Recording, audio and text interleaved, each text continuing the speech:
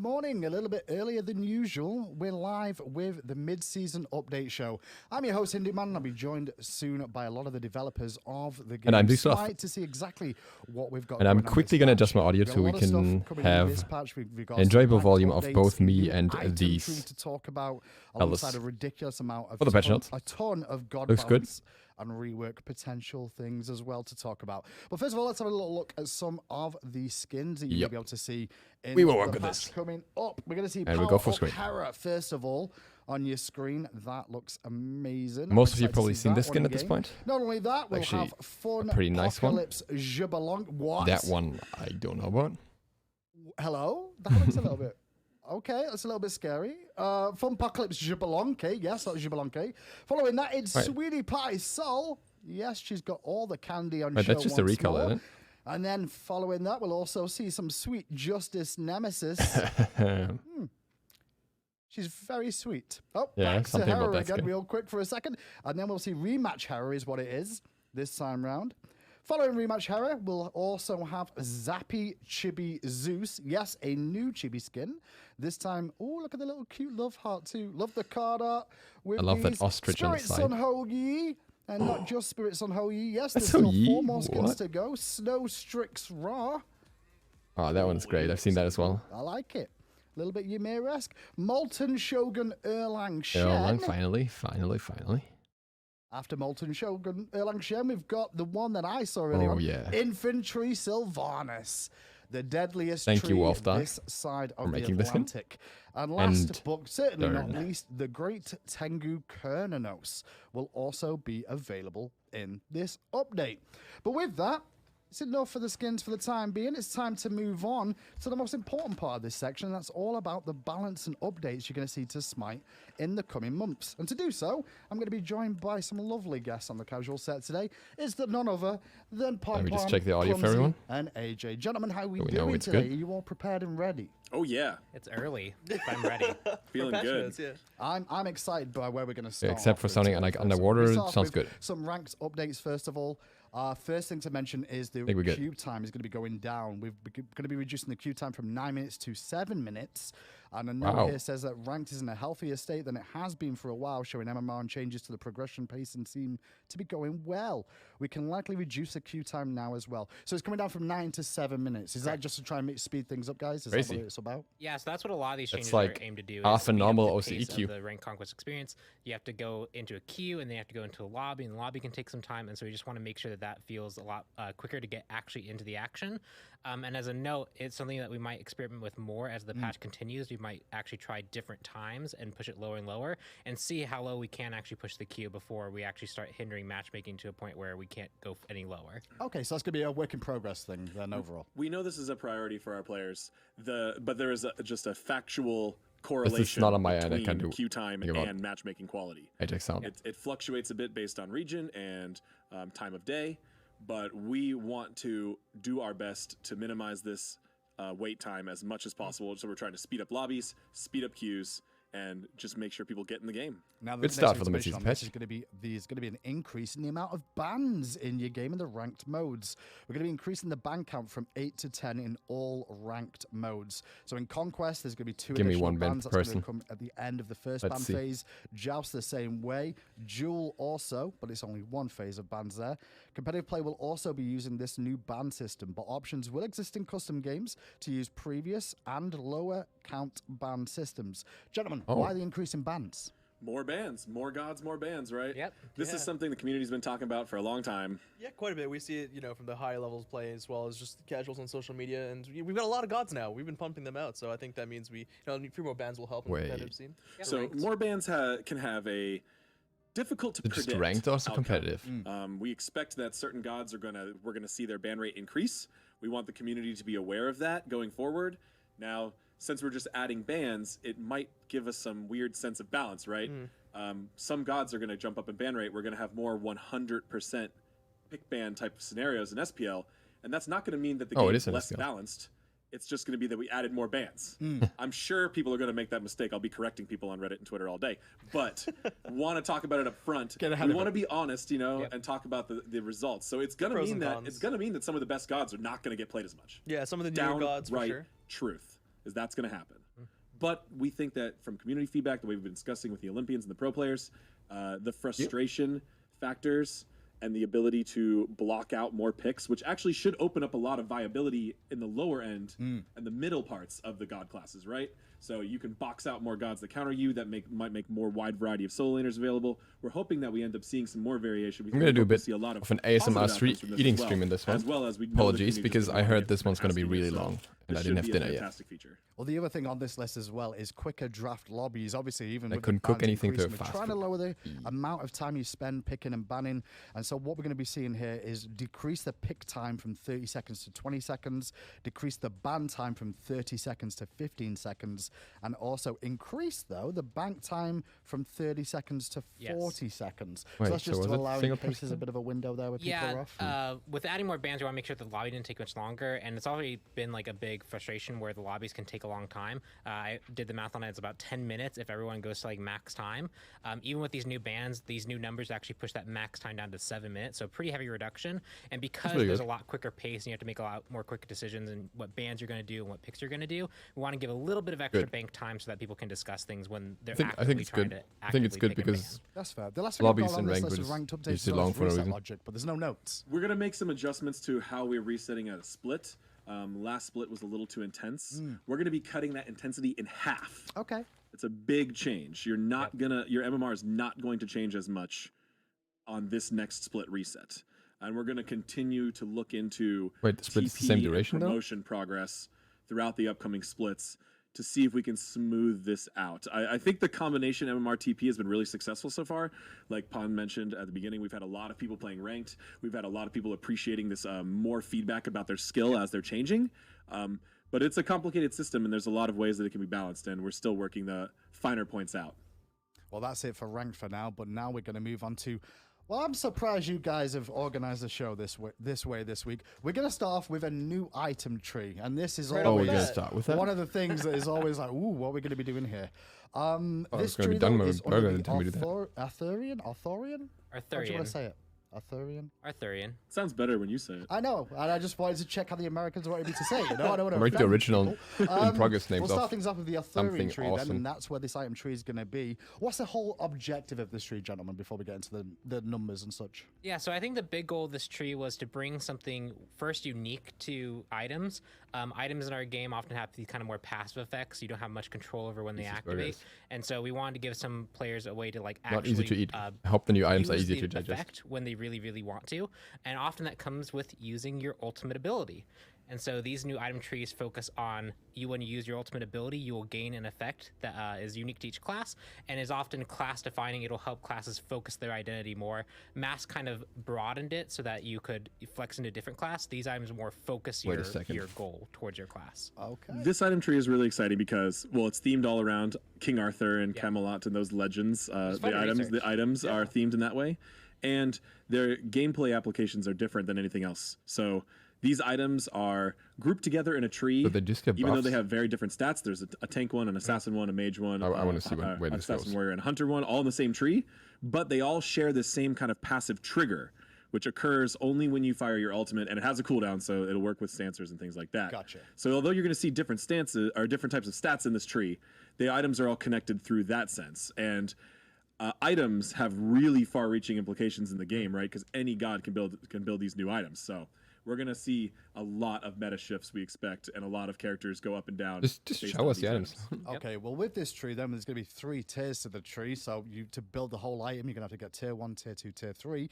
Tier 1 of the item will be Gem of Fate. Its cost is 900, and you get 10% cooldown reduction for building that. Tier 2 is where it'll branch off. Then Honed Edge will cost 1600 gold and have 10% cooldown reduction and 30 physical power. Apprentice Staff will have the same cost of 1600, 10% cooldown reduction, and 50 magical power. And the Night Shield will cost the same amount as 1600 gold, be 10% cooldown reduction, 25 physical protections, and 25 magical Really good for the price as well, I think. And that's where we get to our very first tier 3 item. Be ready at home. Not because super the drama will unfold, I'm sure, with these. Builds from Honed Edge is the first one, and this is the Hunters Only item. It's called Fail Not, I believe. Fail Not. Is it the crit I like one? That name. Hunters Only. Zap, you listening? 2,800 gold is how much it'll cost. Oh, they increased the price on that one. 20% cooldown reduction, 50 physical power, 25% chance to crit. They buffed it. Passive. After you finish casting your ultimate ability, your next ability cast within 5 seconds that damages an enemy god marks them, increasing the chance they will be critically struck by 15% for 10 seconds. This can only trigger once every 45 seconds. Melis and this. And one important note is it says ability, but also basic attacks will trigger this as well. So any damaging basic attack or ability that you cast. Now we should this be and able to Melis, see this in game real quick. new hunter ability god tier. What the idea of this is, obviously, it's after you use your ultimate, so like a World Weaver with Neath here, you're going to get bonus crit chance. Yep. And so the goal here is really to focus on a kind of like niche that hasn't really existed for the ability hunters. Hold into 2 on Medusa and then spam your basics and reset everything or something. It has a lot of power, a lot of CDR, which is the stats that you want on those characters. The critical strike is generally more for the in-hand hunters and allowing you to kind of like mess around ability with hunters that, are gonna that stat distribution to try and create an optimal build is interesting. Yes, and not only that is it's a critical strike debuff to the target to make crazier than I thought. Critical strikes, which means other characters that haven't built crit yet, including maybe Ymir, could crit. Oh, wait, hold on. This item will impact your teammates' chance to crit as well, not just you. It's a crit debuff on the target, not a crit buff to you. Did I just read it wrong? So as you see, no, you read it. No, you read it correct. Wait, I didn't see that bit in the text. So into if you see here gets shocked. underneath that's on screen, you can see he's putting this green crosshair on the Odin target. If you get a little closer, please. After the damage, first damage triggers, you can put that green crosshair. That means you're fail knotted. That means you can be crit by anyone who hits you, including minions and jungle camps. Wait, this stays on it for a while? And jungle bosses. Yeah, you're telling me Fire Giant can crit? Basic attack, with his basic attack. Yep. Yes. Okay. Anyone can be crit. But you're not going to be crit off of ability. Yeah, I want to see how long this lasts. Honest, I wasn't one shot? too excited about it because, This hey, lasts it's for an ultimate, a while? on a hunter. I'm like, all right, cool. So Neef's going to use a World Weaver and crit afterwards. That's not going to be effective. But she could now ult across the map and then give that person crit chance to. Well, wait, no, she has to hit something else after. after. You have to fire your ultimate and then follow up. Yeah. It doesn't just do it across to the your map. ultimate. Gotcha. All of these items require additional playmates after the ultimate. So in this examples what you saw gameplay, he was firing the World Weaver. That's not applying the fail knot.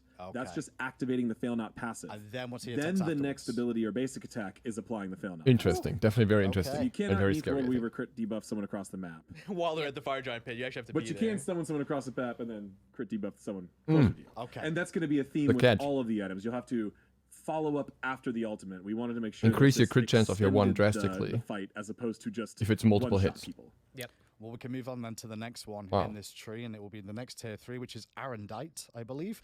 This builds Hold out into of 2 into 1. Edge, and it's for the Okay. warriors and assassins only.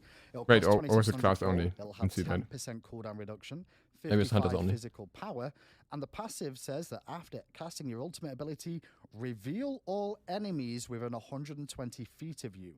While moving towards revealed targets, you will gain 30% increased movement speed. When a revealed enemy takes damage from you for the first time, they take an additional 40 plus 30% of your physical power. Enemies are revealed for 8 seconds, and this can trigger once every 45 seconds. So this is really good for revealing where, a potential counter gank could be coming from if you're ganking a target. Yeah, we had a lot of interesting use cases of this when we were playing in like the playtest. For example, I was playing Nemesis and I'd ult over a wall to catch someone out, and I'd reveal the whole enemy team on that side of the wall, and then I'd be able to run down whoever I wanted that I had revealed by just chasing. So them on down high level first play, with this an is additional follow excellent. from Arendite. So this really encourages the kind of assassin warrior playstyle of using your ultimate. But the ability item to itself doesn't engage have and like diving further into insane the back stats line, for the price. And that extra movement speed you get for chasing targets is pretty potent. Is it only you, the caster of that ability, that can see through the walls? The and stuff bonus like that? damage could work. It's a team-wide reveal. Wow. So if they are within 120 units of you, they will be revealed to your entire team. Okay. Yeah, so here you can see a few things. You can see the debuff. It also applies multiple times. On those Odins, that's triggering just from firing his ultimate. Wait, how long does this last? Is it just one hit? That debuff on them. Or is it multiple hits? It looked like multiple hits. you can see the post-process effects on the Hercules. That's to let you know that you are in the erudite state, and you can run down these targets faster if you run toward them. Right, you've got as long as you're running towards someone, you're going to get a movement speed bonus. And then the first hit does bonus damage, which you can also see he's been demonstrating here. He walks but up the first hit on each of extra them. yellow numbers.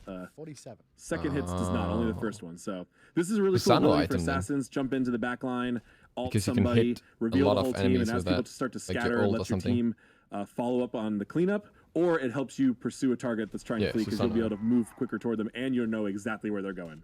Okay. We're 2 of these items in. Yeah, these are intense. These are exciting. Yeah. Two more. Right, never mind. The mage one and the guardian one. Well, I guess with the one, but the ults are used by the time you get the effect. Only is this what this one says. It's Staff of MYRDDIN. Unbats. Yeah, MYRDDIN. I just want to make sure I get it right. Staff of MYRDDIN builds from the apprentice staff. This is going to be 2,800 gold, 10% cooldown reduction, and 100 magical power. The passive. After casting your ultimate ability, your next ability, non-ultimate ability cast within the next 10 seconds will have no cooldown, but will only hit for 70% of its normal damage and heal for 70% of its normal healing. Can trigger once every 45 seconds. What? So I cast my ultimate, and then I fire my ability. The next ability I cast, I get a free cast of it, and then I can cast it again. Yes, so that same ability that you cast will be able to cast again. You can dual cast. So if you double have cast. That sounds double cast. If you twin cast. Yeah. Twin cast, nice. Whatever word you want to use. So for example, here Nox can ult and then one. Wait. And then one someone else. What happens with Morrigan? And two again. Can you ult into some other god and use any ability twice? Ult, knock up. Oh, or is it afterwards? What are you doing? I'm trying to think. Wait, maybe it gets moved as well. There's going to be a lot of different ways you can use this item. Some guardians can use it really effectively, like double your mirror wall. You block a path off, and then they go a different path. You block that off. Deployables will often die, so like the first one will fade and the second one will appear. So there's rules that you have to learn when playing this item. That's the craziest one. There's a lot of interesting cases that on the surface aren't immediately apparent, but there's a wide array of applications that you can use here. So they gave me a new mic here. Do I sound okay? Like even two Poseidon work. This item has a lot of applications. Like, that's a simple one. Experiences to go along with it. Yeah. If you try to use this on something like Aphrodite birds, you could do more damage, but you can't double stack ticks. Yeah, because they refresh each other.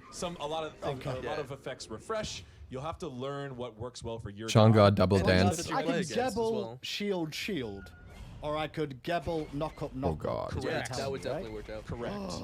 But then you'll be investing into a completely no protections, no health, no tank item. I'm not comfortable with this item. Solo or jungle Geb, which people pull out. Or Bacchus. Don't try and shame me for my ideas and creativity here with Geb. I think that this item certainly has guardian potential, certainly.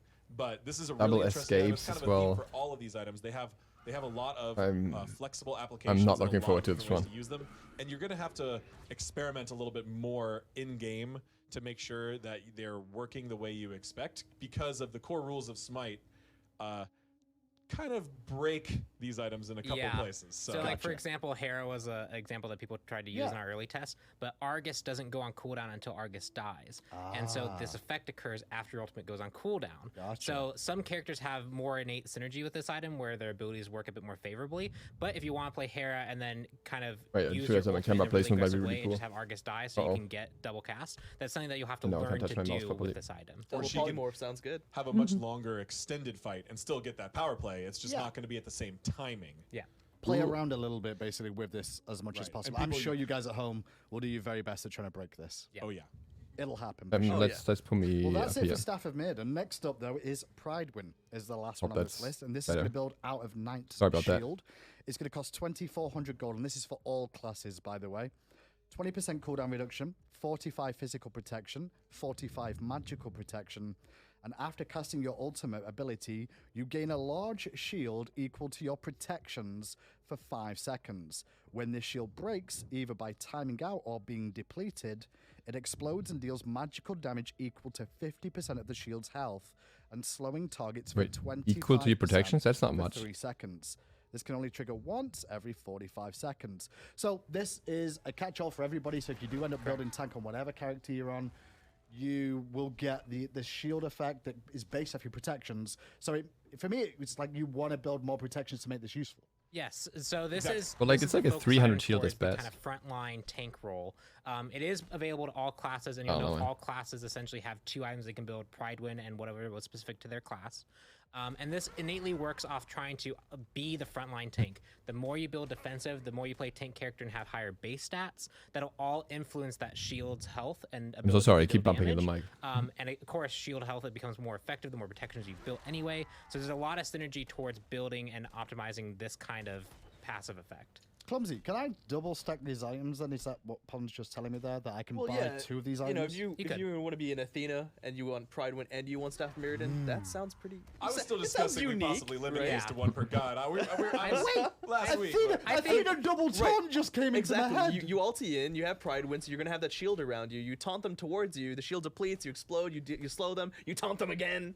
No. While we're in game, can we take a look at the items real quick? Can we take a look at the tree? We can try to. Athena double shield wall and then taunt them into it. It's okay, we're a little zoomed out, but and we they can look see nice. which ones per class we are. But there you can see, fail not the bow. Yeah. The bow of Tristan. Yep. Sir Tristan said to never miss. Okay, fail not is just for hunters. Okay. Erendite, which is Lancelot's sword.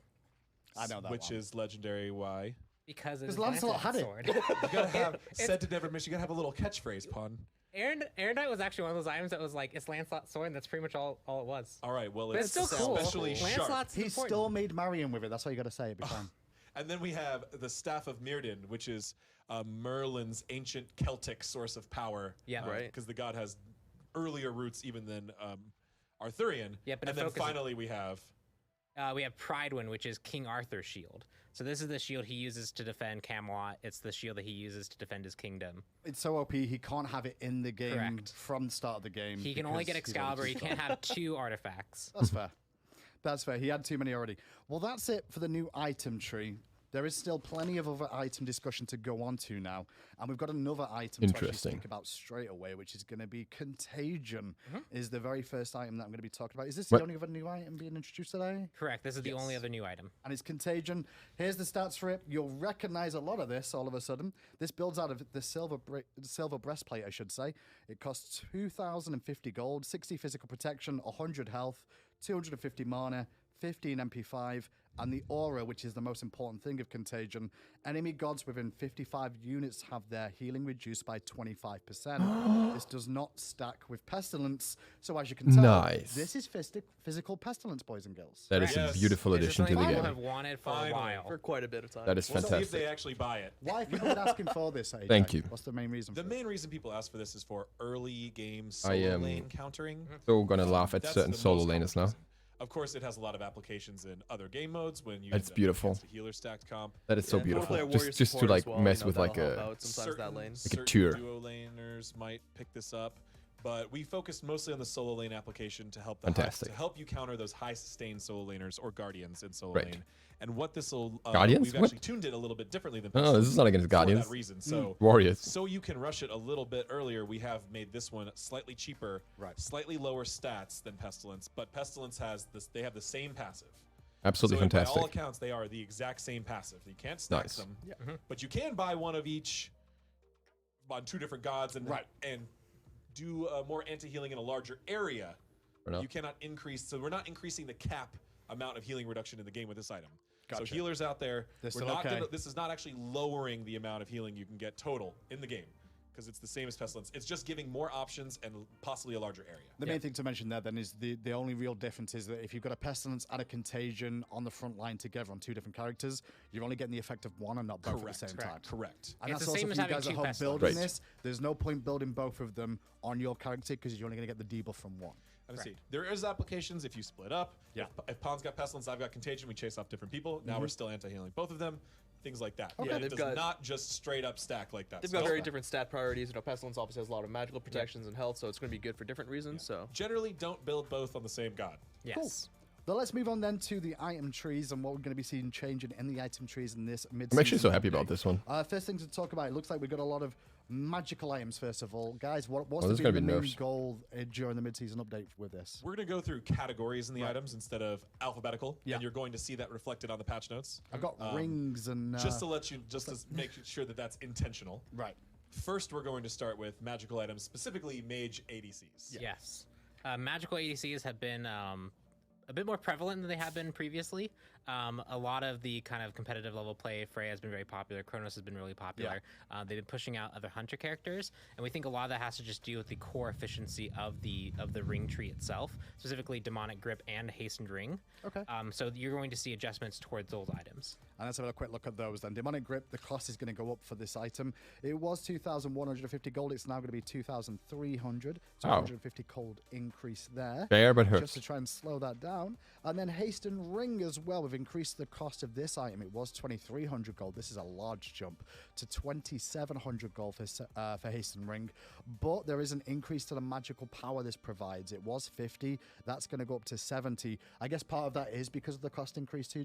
Yes. So it's being more pivoted towards a more for late game. Right. Yeah. Haste itself is just a very powerful effect. It breaks the still more rules expensive of SMITE with regards to basic attack. If you're not building it for the basic power. attack, you slow down, which makes you move slower, makes you more vulnerable, and haste just breaks that. And we've seen that over the course of the game's lifetime, that haste is just a very powerful effect. And so to kind of make sure that players can still have access to this, but it isn't so prevalent and easy to rush, we're moving the cost up, but also making the stats more towards that luxury tier of item. So when you do want to build into it, you can, but you can't, for example, Freya rush it and box really efficiently in lane super early on. You have to invest a lot more gold towards it. Nice. And the mages are still being looked at in terms of the hunter position of being able to be playing that dual lane AJ going forward. Of course, we just want strong variance, right? We want strong differentiation. We want mages and hunters to both be viable. It looks like right now, mage ADCs, especially in the competitive meta, as we've referenced to, are dominating. OLYMPUS, also new mage ADC added to the game recently. He's more balanced than Kronos and Freya. He won't. Yeah, he probably doesn't also use Hasten Ring that effectively, so that doesn't affect him. The Demonic Grip will definitely be more useful. So we're gonna keep an eye out on mage ADCs going forward. These were the most direct, clear changes we saw.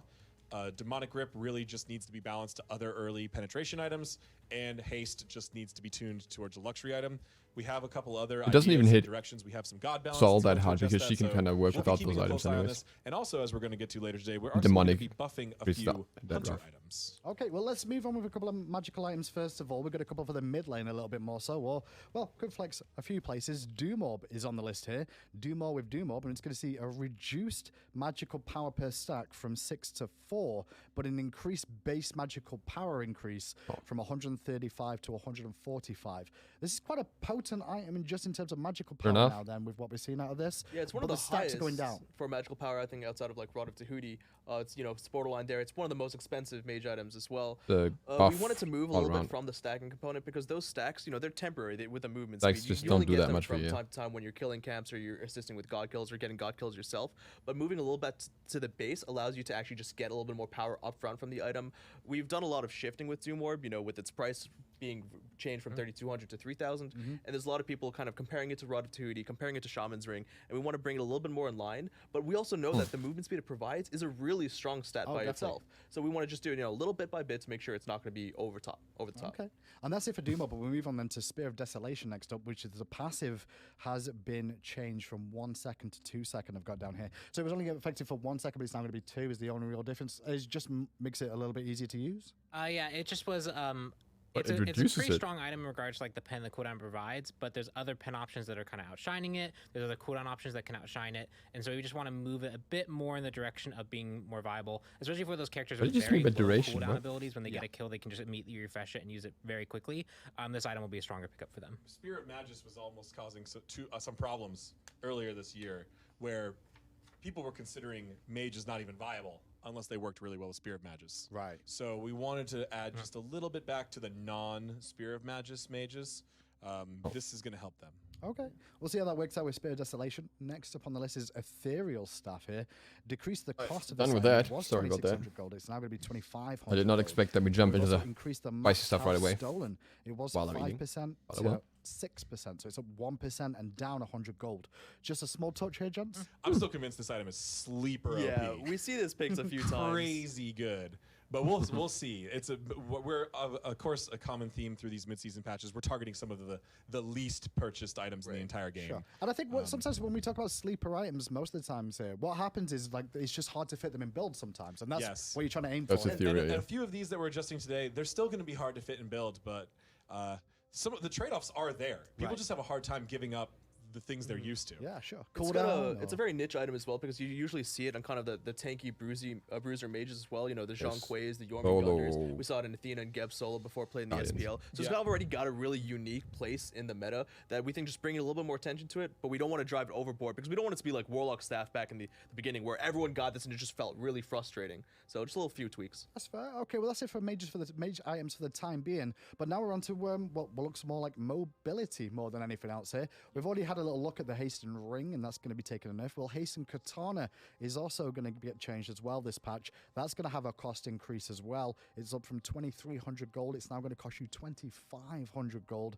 going forward for that. It's just the same pattern here, Pon. Mobility is OP. It's a very similar kind of state of situation with Hasten Ring. Hasten Katana, the haste effect is just very potent. We've also seen the rise of those in-hand assassins. Arachne, I think nobody really doubts anymore that Arachne is really strong, and she's not even the best case for Hasten Katana. Bakasura, people know, is really, really potent, especially in like the rank scene. Kali is very potent. And so we just want to make sure that when people rush these kind of items, there's a bit of that trade-off between, I could have maybe gone Atalanta's bow to get the more movement speed. Right, I heard we get jungler buffs. We better do. If that gold is going to set to Hasten Katana, we get a Katana nerf again. So when they rush this and get it online, they aren't so overbearing for the second it comes online. That's fine. All basic attack assassins are at the top of the performance charts right now. We were just going over Kali as a sleeper pick. Yeah. Arachne is actually statistically the strongest god in the game still, if you don't believe it's true. So this is a little nerf to them as a whole. Should help balance out assassins in general, bring up some more of those non-basic attack, more ability-focused assassins. The ability assassins are out of the meta because the meta doesn't favor them because jungle was nerfed. How often have to say it? Power of Talaria boots is going to go down. It was 20. It's down to 15 physical power now. Just for Talaria boots, not for the others? This is all about trade-offs. Okay. We know that there's been a lot of rumblings about movement speed. Some of the rumblings of these builds are a little more meme than they are serious. Talaria's, though, is becoming the most popular choice for junglers. And because you ruined speed buff. You're getting virtually the same amount of power, but way more movement speed. That's very strong. So we're bringing that power down to help differentiate them more from warrior tabi. Gotcha. However, we don't see this problem in the magical side at all. Travelers are still relatively you clearly already feel so much slow with Talaria because of the damage loss. But we might need to look into that item in a future case. All right, that's good to know the difference between the two. The parallels, although they're similar trees, they don't need to follow this exact same logic because the classes they're applied on have such different applications. Have some buffs. We'll stick with the boot section until as well. Pon comes out with Jungle Athena on Traveler's boots and wipes the whole playtest. I have done a Jungle Athena. He does it all the time. And what Pride win? And he'll do it to you. And MYRDDIN, He'll get you. Okay, well, moving on with the more mobility here. Ninja Tabi going to get a bit of love this patch as well. Increased attack speed from Ninja Tabi. It was 20% attack speed. It's now going to be 25%. That's a potent 5% there, John. Now, this is shifting into our whole set of hunter items. Right. So this is an important category for this mid-season patch. I think based on our feedback, we feel like hunters are probably the class that people are feeling the least satisfied with right now. Yeah, they're feeling a hunter. I mean, with mage ADCs taking over, just a few hunters getting moved into mid lane. A lot of the ways the conquest meta has been shifting. Where they feel less love because they get not that impactful. We're seeing in live games that played in mid lane. You know, the amount of people selecting the role is dropping. So what we're doing here is you're going to see a few buffs to unpopular hunter items as normal. We always want to build diversity, but we're also going to be buffing a few staple hunter items, core hunter items. And that is intentional. That is to buff the class as a whole. It might look a little strange because it's not something we normally do, but we have the metrics and the feedback that support this pretty strongly right now. Ninja Tabi is so much better for almost any hunter now. You can get your power in other ways anyways. Bring more hunters into the viability section. It's going to give people more flexibility, and it's going to make people feel better about playing that role. Well, we mentioned Ninja Tabi there. I want to move on to Chins as well, because Chins is the next one on this list, and they kind of fall in the same vein for me. Chin size is going to have the attack speed. Funny, because they complain about attack speed assassins in Katana. 20% as well. So nerf that, but then and Chin's getting attack speed and Kins get buffs as well. Makes your boots. This goes in line with AJ's messaging, where Chins is a pretty popular and core component for a lot of hunters. It's their answer towards a lot of the kind of tanky front lines that can go and threaten them. And we want to make sure that when they're in that situation, they feel strong, they feel impactful. If right now, even with these items, even though they are popularly purchased, they aren't feeling that impact, it means just that as a whole, the class is a bit undertuned, feels a little bit underwhelming. So those core things being brought up should just make the class feel smoother overall. And then when they want to go target their build more towards specific item trees or specific synergies, then we can look at like different items and see about buffing those individual cases, or if those stat lines are overall strong. But making sure the core is intact and strong is important for this patch. There's a little bit of this attack speed on both of these items. Yeah. For Ninja Tabby, what it's going to do is it's going to buff the hunters that already get Ninja Tabby, right? And it's also going to take a few hunters that are right on the line and can't really decide between Warrior and Ninja Tabby. It's going to give them a better choice. Who even is in that situation? A couple hunters will probably stay Warrior Tabby forever. People, that's the most popular item in the game, by the way. So people will stay just building that power like for sure. maybe, yeah. But there's more options here, and when you get that natural attack speed a little easier through your core items, it gives you a little more flexibility. Even guns like Medusa, you build attack speed. Crit or some additional penetration. And we're going to go into crit next. Segue. Look at him. It's also like it is always going on. Wind Demon is the next one on the list. We're buffing more crit. And that's going to see a cost decrease. It was 2,600 gold. It's now going to be 2,500 gold. So 100 gold off that item. Just to make it more attractive, that is it, guys? A little easier to fit in builds, just to take the overall crit cost and lower it down a little bit, as well as to give this item a little bit more of a chance with a couple of the other options. Hunters have a lot of luxury items with some pretty heavy costs, but you know, Wind Demon and Poison Star, they weren't meant to be the ones that are right up there, so a little bit of cost decrease I think will help it smooth out that power curve. And the next item on this list as well is going to be Iqbal. It's going to have a bit of a change in terms of cost again. The cost was 2,600 gold. That's going to go down to 2,450 gold. So 150 gold off the top. Arcee was the one that got popular. Iqbal did go through a couple of iteration changes too, right? And I felt like that was going to happen. The point of cost for that? When we first released it, we had its price set a little bit high, so we wanted to go this patch. Same kind of messaging with Wind Demon. Re-released the re-released its new version of Iqbal. There was some initial reactions that people thought it was too strong, so we nerfed it really quickly, or even during PTS. Almost preemptively, yeah, exactly. During PTS, and then nobody bought it. So. It's a very niche application. That's what PTS does, AJ. Do you not realize? So here we are, buffing it again. Yeah. But this is a unique passive. This gives hunters, like we said, they'll be able to get a little bit more natural attack speed, so they'll have a little more flexibility in their build to pick up a new passive. Ooh, that could be interesting. Yeah, and also, sure. Branch will be getting really good with a little bit bonus attack speed in here. It also Keep serves an eye as out on that. If you're concerned about overcapping attack speed in your build, we do have you covered. Yep. And this also serves as a nice counter for other Silver Branch is still not worth it most of the time. But like it's good, but it's not worth it for the passive specifically. And Iqbal's always been a good choice to counter those ones. So a little bit of cost decrease will help that too. Well, next up on the list is going to be Jade Emperor's Crown, and that's tank item time. Time onto tank items. Oh, yeah. I wasn't sure where this goes because it just like read them through them. So Jade Emperor's Crown is next on the list. Reduced cost from 2,150 gold to 2,100, so 50 gold off, and also increased health from 100 to 150. So just a small little touch here. Little tweak. Just a bit. There's a couple of these items coming up for sure that they are really good.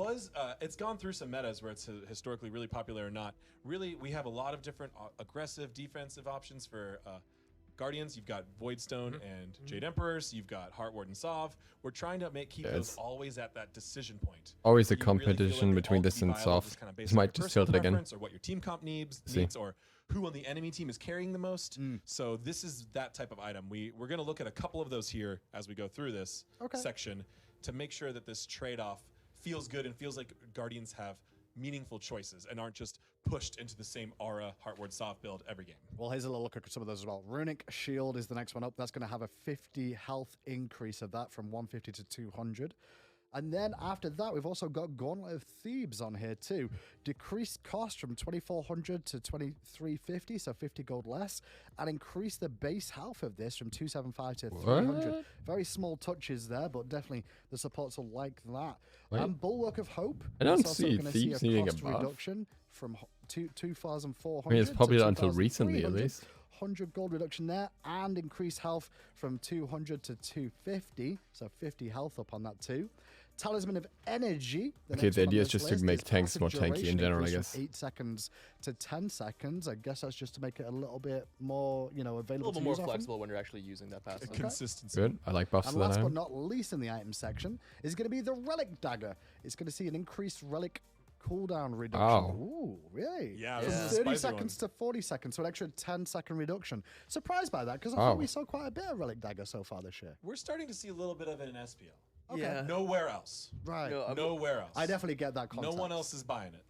The community always lags a month or so behind the SPL. If they keep doing it in SPL, people will start eventually picking it up. But eventually, it's like I said before, it's about the meaningful choices. If you opt into this interesting, you got to buy different relics, you got to buy these teamfight relics, you got to be using them on cooldown to make the most out of this item.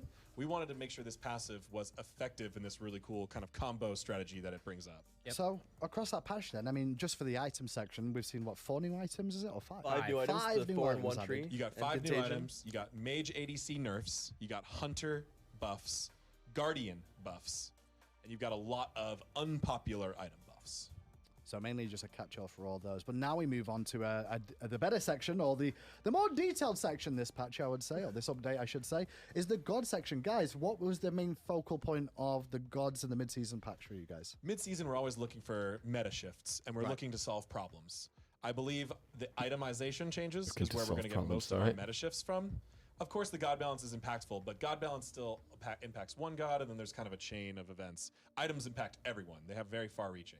So for Gods, we're looking to solve problems. So you're going to see some meta nerfs here. You're going to see some top ban, top pick nerfs.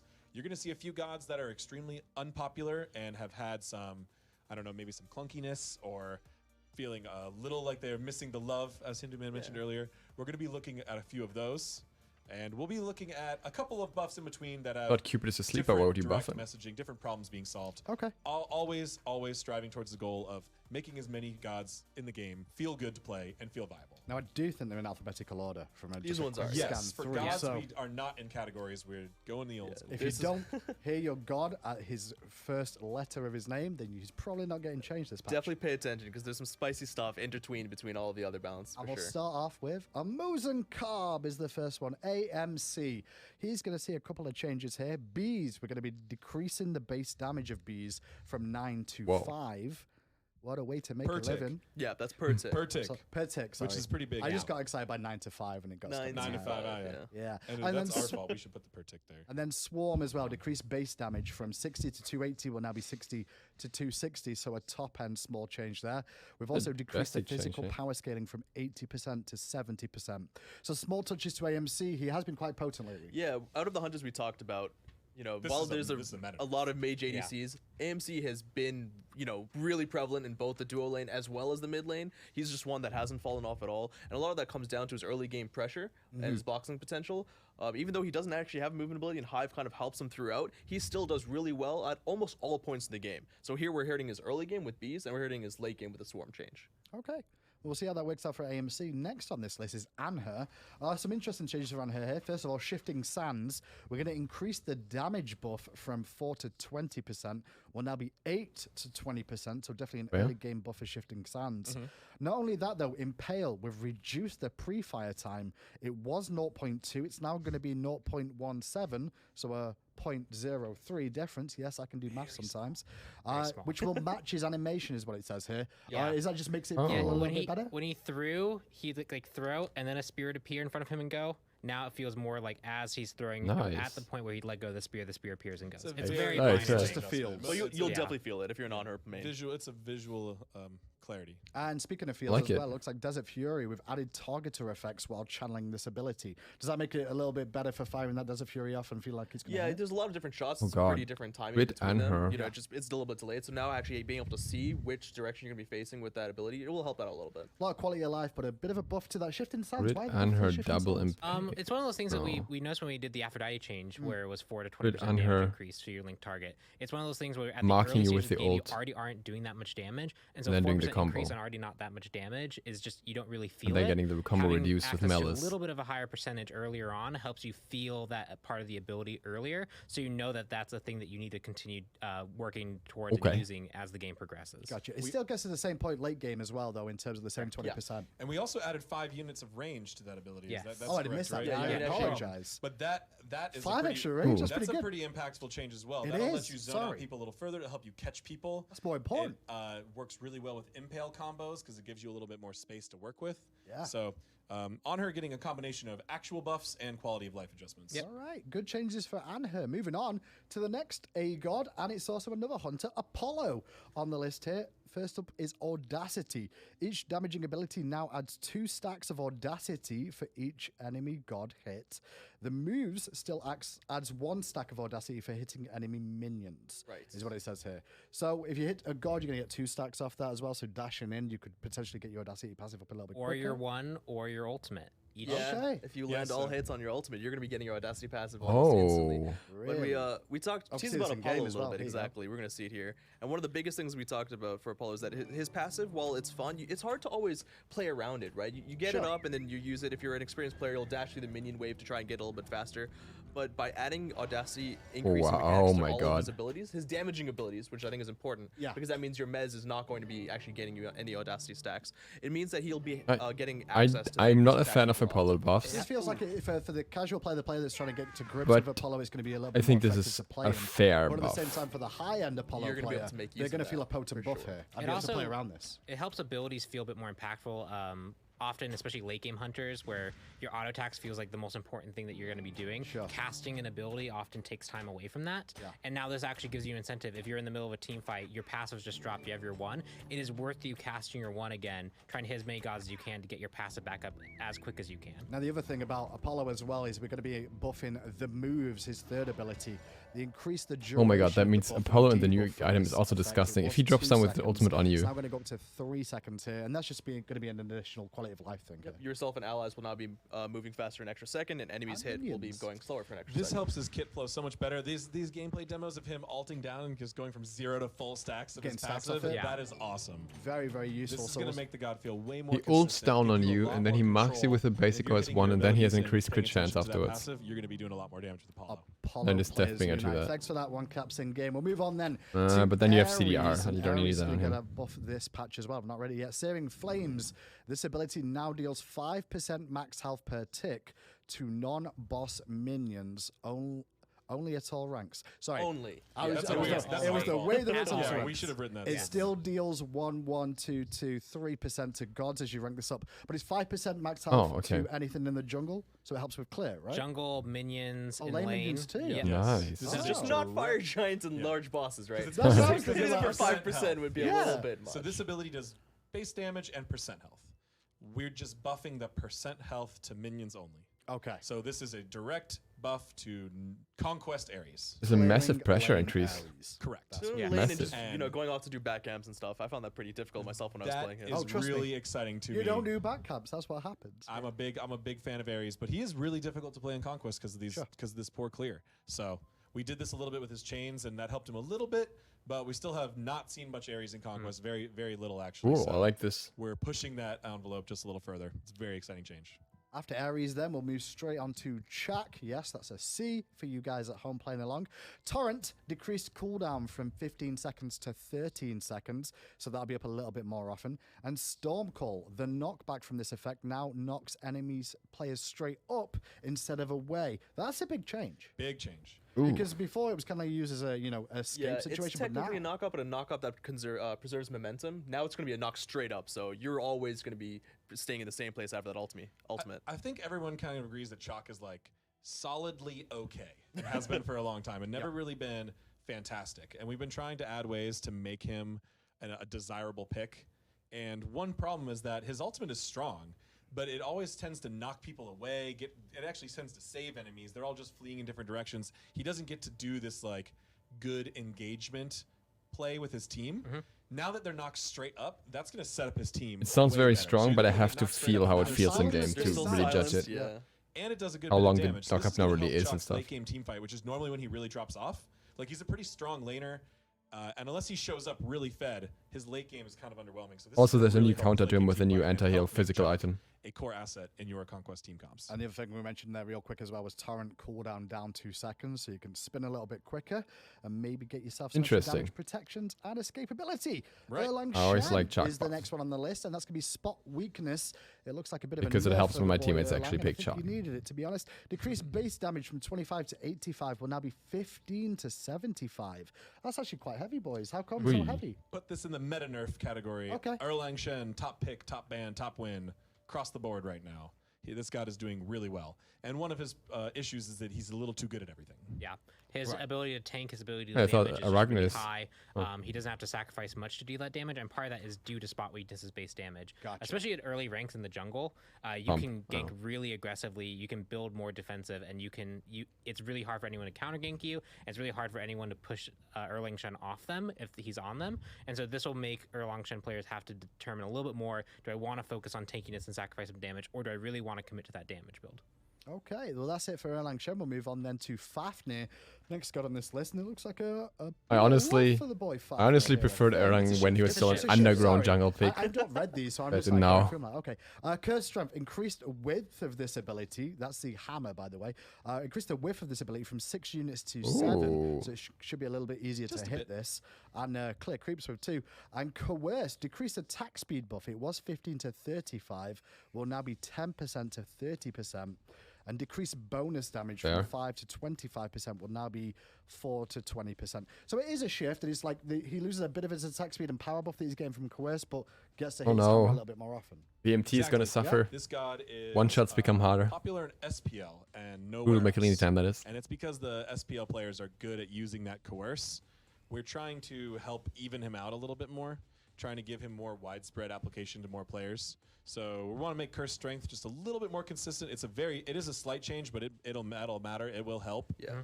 It'll help him clear. It'll help him secure. It also affects both forms, of course. So they're now going to be the exact dragon same and way. the dwarf. Right, so Dragon Form will also have a bit It'll of help him hitbox. lock down enemies so his teammates can secure those kills. Okay. But Coerce is just an extremely potent team effect. Yes. So we want to be careful buffing Fafnir because even though he's really, really struggling in casuals, we've never been able to buff because SPL players are so good with him. He's a very high skill cap character. Understand, yeah. So we're just trying to bring down that SPL focus just a little bit. And you That's may fair see with the some width mixed messaging increase on the as well. bonus damage because we just did the change to on her. Yeah. Where this one is also the 4 to 20. Yeah. This one's a bit different just because that he gets attack speed buff, so you already feel the ability effect, and it's also team wide in the dragon form. You're and just- that team wide hitting effect. You're just people. getting ahead of the flare boots in the world. Right. That's what's happening. Yeah, now. I know honestly. what Pompon's doing. Always So thinking. it's a bit different of a situation. Context matters. Freya next on the list, and Freya's definitely been a talked about god for the last billion years since release. So we'll see what we're doing to her this week, and this week is going to be Aurora Blade. Decreased range basic damage from 16 to 60 is now going to be 1 to 40, and increased ranged scaling from 10% to 15%. Break it down real quick. Interesting. Early game, that base power makes her incredibly efficient, especially when she gets a single attack speed online. Yep. Hastened Ring was that often use case, and it just made it her very, very difficult to box. Even though she does clear the wave really aggressively, when you did try and actually box her, she also won the box trade. This will make her much more fair to fight against, and then that extra scaling makes her more towards the late game. I believe late game, when you have about 600 power, you hit about 15 to 20 harder. So that's kind of like the level of change that you're going to see between Aurora Blades early game versus late game. So weaker, early, This stronger, is a late. 15 potentially. damage per shot nerf in the early game. It's going to big slow down her early game. That's what have been her major problem here. We know we've been messing with Freya for a really long time. We're feeling really good about how she's going to feel after this change. I mean, this couple with Demonic Grip and Hastened Ring changes for sure. Yeah, should definitely bring her in line a little bit more. Maybe not be as frustrating for you all at home.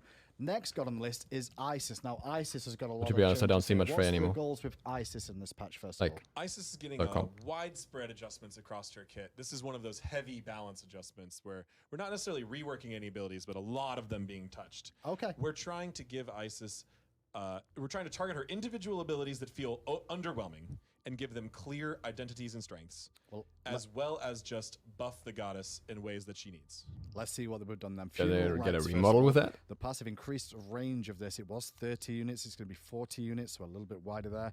Spirit Ball, you can now refire Spirit Ball. This ability at any point after firing it. This includes while under the effect of crowd control and also whilst dead. I really like that, guys. It seems a little bit OP in one sense, but at the same time, I can understand it because it's very frustrating that you couldn't necessarily cancel it early to get that stun or the damage. It also was a little bit confusing because her ultimate that takes away a lot of rules counterplay in with place, CC. While you're dead or you're crowd controlled, you could already cast Circle of Protections. Spirit Ball was kind of the one that you always wanted to be able to do the same thing. If you get stunned by an assassin jumping on you and you've just fired your Spirit Ball, you really want to be able to pop that again.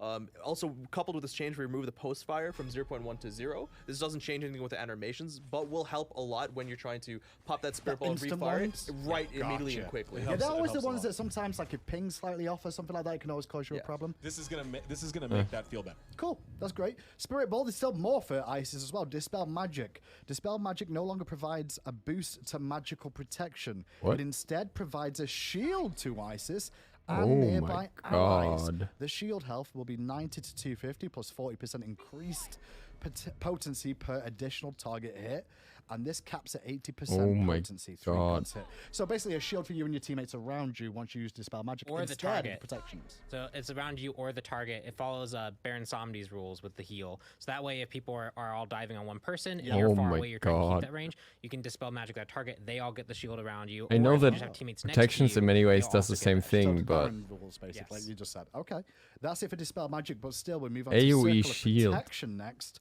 Increase the base healing of Circle of Protection from 80 to 160 is now going to be 110 to 190, and also increase the mitigations obtained from 15 to 20% is now going to be 25% at all rank. 25% mitigations? That's great. We had a lot of people. The way shields also work better against true damage. Useless. It was either a close range skill shot that you immediately detonated just to finish someone off, or something that everyone just got out of.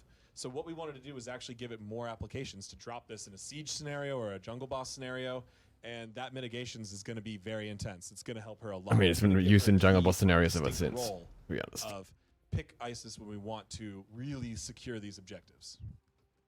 I'm not looking forward to seeing her all the time. So quite a few changes there overall. Passive range increase, Spirit Ball usability a lot better and a lot easier to potentially fire and connect. Dispel Magic.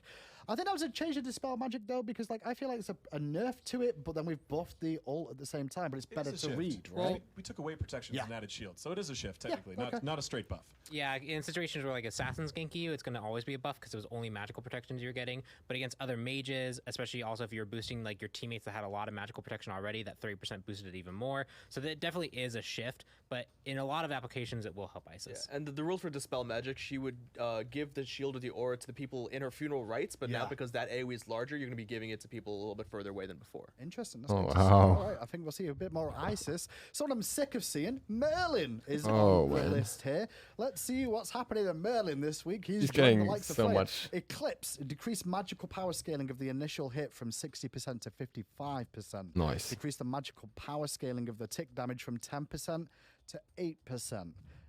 Blizzard increased the time to deploy of this ability from 0.5 to 0.7, and Elemental Mastery increased the cooldown of this ability. This is the ultimate switch stance, by the way, Elemental Mastery. Increased the cooldown of this. It was 28 scaling down to 20. It's now going to be 32 scaling down to 20 at the same end.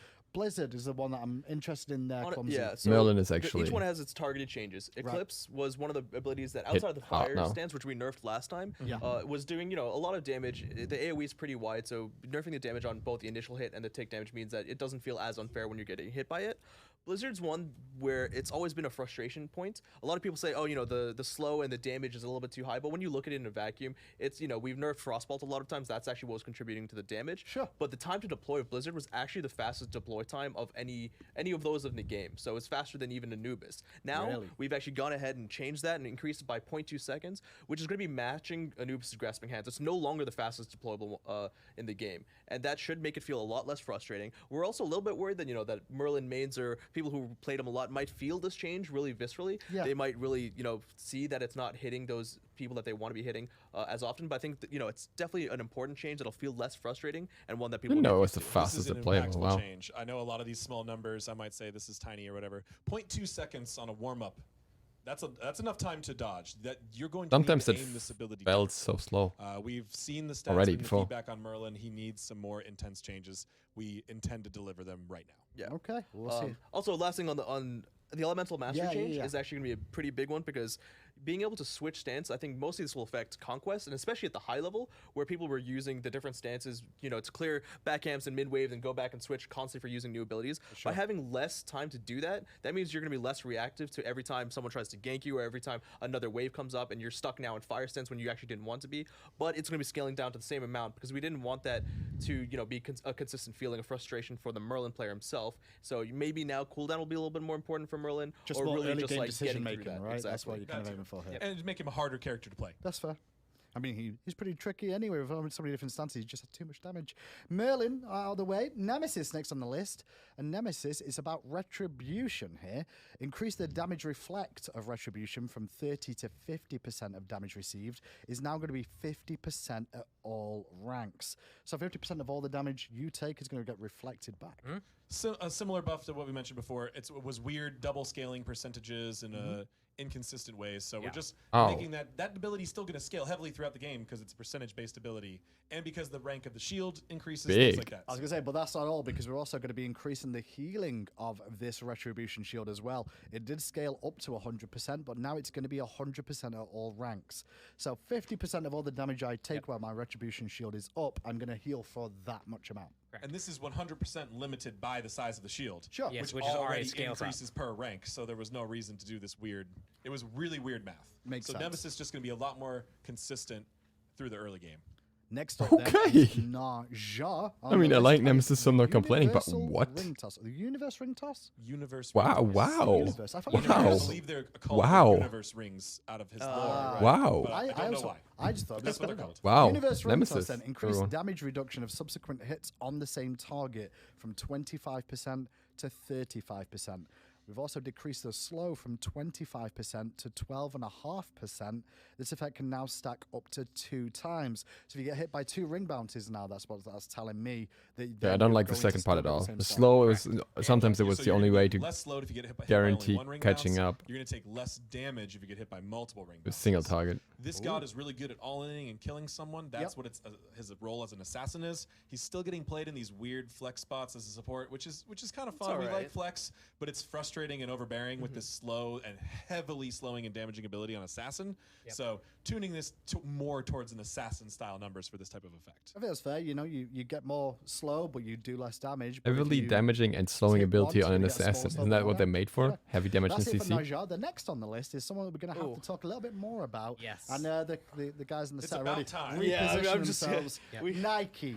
Nike. Oh. This wow. god, REWORK. since creation, has been one of the most OP gods in the game, and no one talks about it, AJ, Marcus, where and are no you? one plays her. It's crazy. It is interesting. Normally, Smite players, when something's OP, they will play it. Yes, they will. They don't care what it takes. They will play it if they learn it's OP.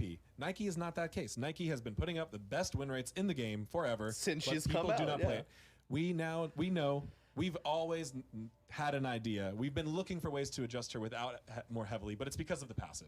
Her passive numbers give her team an insane amount of damage. It might not look like much, and these numbers you're about to see that we're nerfing are going to look like nothing. Right. But when you add those small amounts of percents, you multiply that by every It doesn't look player, like nothing. by every hit, by 8% every to second 5, the game like goes longer. 2-3%, Her 5% passive decrease. contributes a ton to a fight, and the problem is you don't feel that as a Nike player. So what we're trying to do is nerf that passive very 25% power and across the then buff team. the rest of her kit, as well as rework and plan of action to make her kit feel impactful. Yeah. Well, let's go through the passive real quick because that's already on your screen. To victory, bonus power decreased from 4 to 8%. Is now going to be 1 to 3% as you get those extra statuses. Huge nerf. Also, the bonus movement speed has been decreased. It was 2 to 6%. Is now going to be 1 to 2%. Massive nerf. How would So anyone the think that's passive not a really massive nerfed nerf? heavily. It I still know it doesn't looks affect. strange for us to be nerfing the least popular god in the game. Can you but explain why we did it? Can you tell them the truth? everything else I is want gonna you to be- tell them the truth. Everything else is going to be really strongly buffed. That's the truth. Tell them about the 6%. Everything else Tell is them about it. Through some interesting mathematical calculations, we have decided that Nike's win rate is about 7% contributed to her passive, which is like that's like a Can I 50, say it? No, you can't. It's like a 50 god jump. It's like a 50 god jump. Just look at the numbers again. 8% power percent for 5 members of your team is actually just ridiculous. Yeah, she gives her teammates more than a patch note show buff every time they are in the game with her. Yeah, it's the insane. way to view, It's absolutely insane. So we're nerfing the passive real hard, but we're buffing the rest of the kit. And here's the look time. at the other stuff that we're going to buff then. First up is going to be Rend. This ability now always fires all 3 hits. You don't have to proc your plan of action. First of all, you just get it as standard. Does it still disarm on the 3rd hit? It still disarms on the 3rd hit. Does all the same things, right? All of this, yeah. All this that we're going to see is going to be because of the plan of action rework. Level 1 clear. So. And that's it for Rend, as you can see. So basically, that's all Rend needs. That's all Rend needs. It's a really strong ability. Even better wave clear and the chance to disarm. But we'll move on then to plan of action. And this is a full ability rework. So let me go through this. Oh, yeah, okay. The ability name is called Barrier Formation. Barrier Formation. You're renaming the ability? Yes. It's a completely you new can't ability. do New that. name, new icon. It is new aim, new ability, new icon, new name. It is called Barrier Formation. Oh, I don't have that down. This so, description is old. Don't read it entirely. okay, why don't you describe it then? I'm sorry. No problem. Me and Pod rewrote this last night. So, okay, walk us through what this is. This is a channeled ability. Nike channels into a new stance, her barrier formation, and summons a shield in front of her. Okay. Projectile block? Shield blocks, it absorbs, like block stacks, all incoming ranged basic attacks. So you can run right at a hunter or mages and just absorb. You will take nothing, no basic damage. Basic attacks only. Okay. So she has the shield wall. We know people have been asking for this ability in Smite for a really long time. It's important that we implement it in this way with basic attacks because projectiles in Smite do not work in a way that is absorbed like this. All sorts of abilities in Smite have all these different categories that don't work well with this type of shield wall interaction. So it's designed just to absorb basic attacks, but it does a lot of other things. It also does damage and pushes enemy who get close in melee range. What? Oh, okay. This includes minions as well. She's heavily slowed, so it's very hard to get multiple stacks on people in this regard. So what this lets Nike do is assume this frontline formation in front of her team and push closer towards enemies, blocking all hunter attacks. It's actually a huge CC. And knocking back anyone else. That is the best peel for your backline you could imagine. It gives her really good push. And how long it you is. can use this in really interesting applications in Wave. And finally, when the ability finishes, or if you refire it early, it detonates in that larger targeted area at the end. So even if you don't want any of those other effects, you can just go. I love Nike now. How long does this Let me get how a kid is boring now. 6 seconds. 6 seconds. Wow. You can play for 6 seconds. You can cancel it but you early. can cancel it You early if you can choose be it. crowd controlled out of it. And you still get the detonate when you cancel. Okay. So it does a lot of things. It's a very interesting, it's a very unique ability. Everyone was saying that Nike didn't have her special twist that no other god has. I love this. This ability is very interesting and has a lot of unique applications. I so want to play Nike right now. Blocks basic attacks, so right now. Also knocks people back if they get too close to her. And if she detonates again or at the end of this, it'll deal damage too. And you can see she has slowed movement speed and even slowed camera rotation. If you activate it and turn, it takes her some time. So it I don't like that. Sort of shake and bake it's like an all-around type of issues, or spinning the camera around max speed to attempt to block things from all directions. Yeah, So that's it's fair. going to Try be that. Yeah. a formation where you move in a consistent direction. I'm disappointed I can't spin on the spot and block everything. That's what I was looking forward to that. Okay, Unfortunately. well that's not it for Nike because obviously plan of action. There's the little look at the rework. The Valiant Leap. It's This just ability Nike now and support will as always well. travel at the fastest speed. Oh my so before you use the god. plan of action, She's gonna feel so to different. get that faster speed, you're always going to move at that faster speed now. Oh my and so with god. the knock up and all the good stuff from that. Yep. Right? Okay, and then also I've got Sentinel of Zeus. This ability no longer goes on cooldown if Nike dies during the warm-up time. How much is the shield now? Gain shield immediately. We is did what I it. got written down here. The Because people it used to be It's that slow. issue where you could die as you were trying to ult. Yes, so this ability will not. The gain shield immediately is old line. I'm sorry. And that is quality of life fix. The ability still has the same animation time, same everything else. It's just you won't lose the cooldown unless you get the shield. Right. We also adjusted the shield. Everything else got buffed immediately to its plan of action. This one is somewhere in between. Yes. Without reading the So exact numbers. plan of okay. action previously was a 20% increase to the ultimate. Now it's always going to be a 10%, I believe, at all reps. Okay. Yeah. Increase from previous numbers. It's Oh. halfway in between the plan of action versions. Cool. So it really feels like Nike got everything that she already had, a little bit toned down of a passive. Oh my like, God, quite I a wanna bit play toned down Nike. of a passive, but she got an extra ability to use, so to speak. And it's effective that plan of action was on 100% of the time, which is a big buff. Definitely, especially because the Ren's going to do 3 strikes. I don't understand how they didn't give Nike a skin with this patch. Works out on the PTS and going forward. Yeah, please test this ability. Let us know your feedback. We would still be happy to make some small tuning changes to it. PTS, some small number of changes. It's a very unique ability, so we're interested to see how it applies. One last thing I want to mention is that Plan of Action previously also had an HPA 5 passive component and bonus damage to your next abilities. Because Plan of Action is completely different, and now it's a reworked ability. Those are gone. So while it does look ridiculous that Rend is, happening 3 times, previously with Plan of Action and Rend, you were getting bonus damage per hit, and you were getting passive HP 5. So those components being removed also will help the fact that we buffed all of our other abilities. Losing that regen. It's going to be a big deal. If you're a Nike player, you might need to itemize a little differently around that. Oh, yeah, it's going to... Oh, yeah. Okay, we're going to have to move on as we've got some sustain to go through. And the next one I'm going to mention real quick is Odin. He's going to get a small buff this patch to Raven Shout.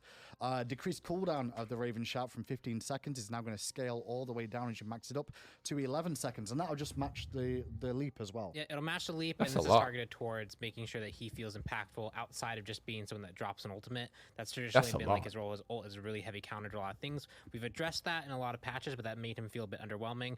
We brought some core power back to his other abilities. Okay, that's it for Odin. We'll move on to Oleron next. Overflowing Divinity. We fixed a bug where the damage fall-off did not affect the magical power scaling on this ability. We've also increased the base damage per shot from 30 to 70. It's now going to be 35 to 95. Increased the magical power scaling per shot from 10% to 15%. Hitting the same enemy with downscaling now deals 20% less damage per shot, increased from 10%. Decrease the minimum damage that each shot can do from 20% of total damage to 10%. This will cause shots to more quickly decay in damage while lowering the lowest damage they can deal. And the projectiles now start randomizing the hit location from the second projectile increased from the 5th. This is all about the second ability. This is all about the refire of the second. That was a lot. It's a lot of text.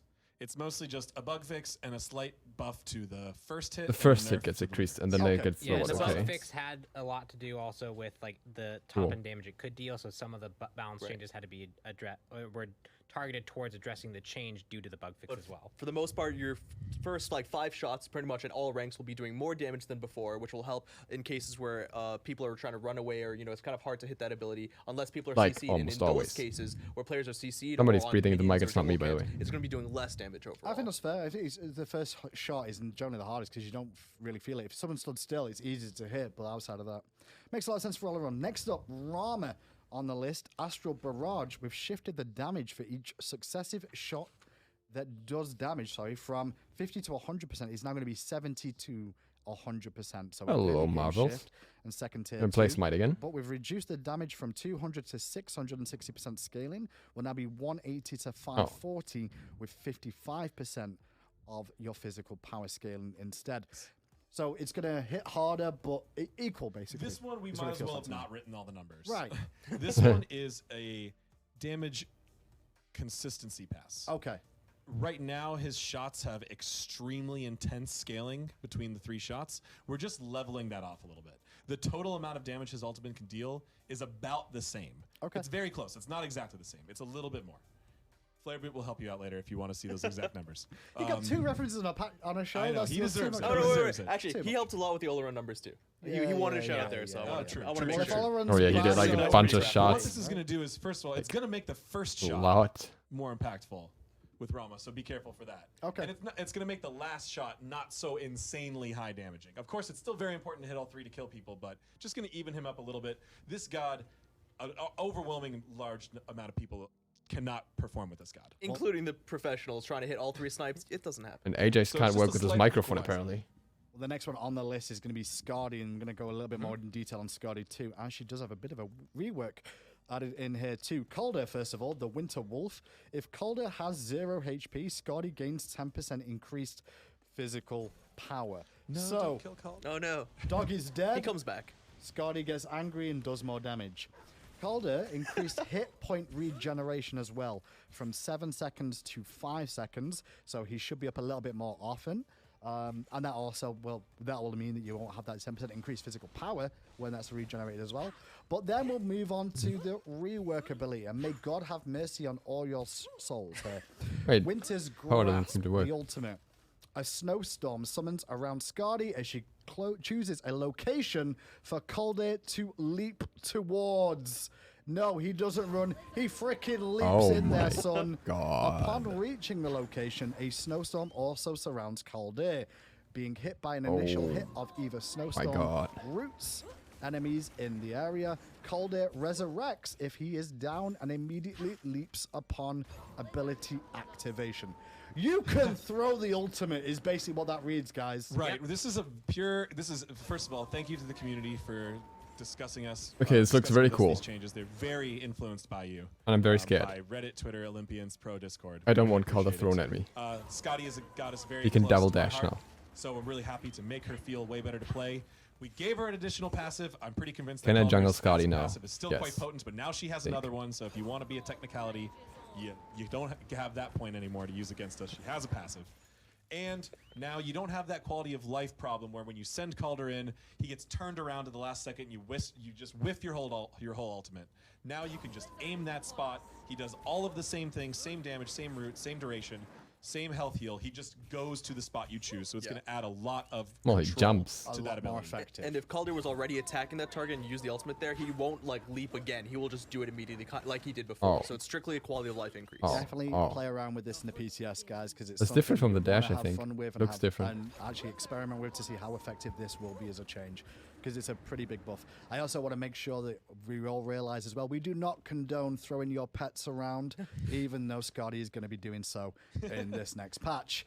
Moving on then to another god that's been in and out over the years. Thor is getting a lot of changes this patch. What's the main goal with Thor here, guys?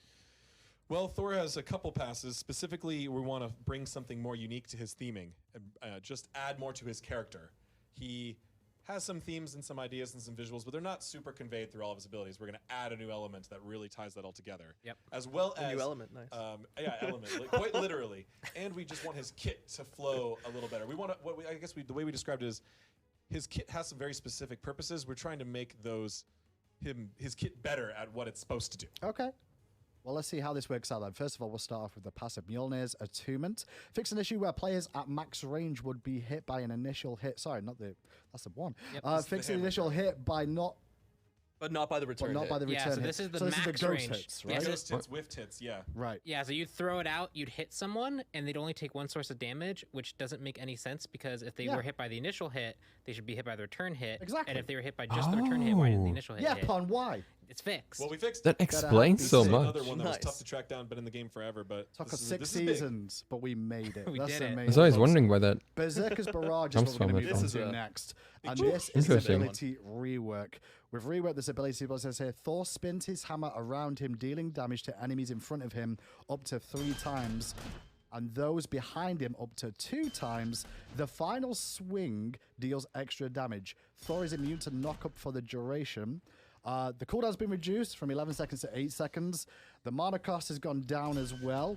The damage per hit has been changed, and the final damage swing is a different variation than the normal damage swing. I'm not going to read every number out there, guys. Easier to confirm full damage. See, it's very quick here, but guys. less immunity. The CD is also much lower. Less CC immunity. The cooldown's lower, the damage comes out quicker, and this does a few things. One, it increases his clear speed overall as a whole. It lets him be more of a brawler. He can get in, and I do not think I will like that. He gets us up more quickly.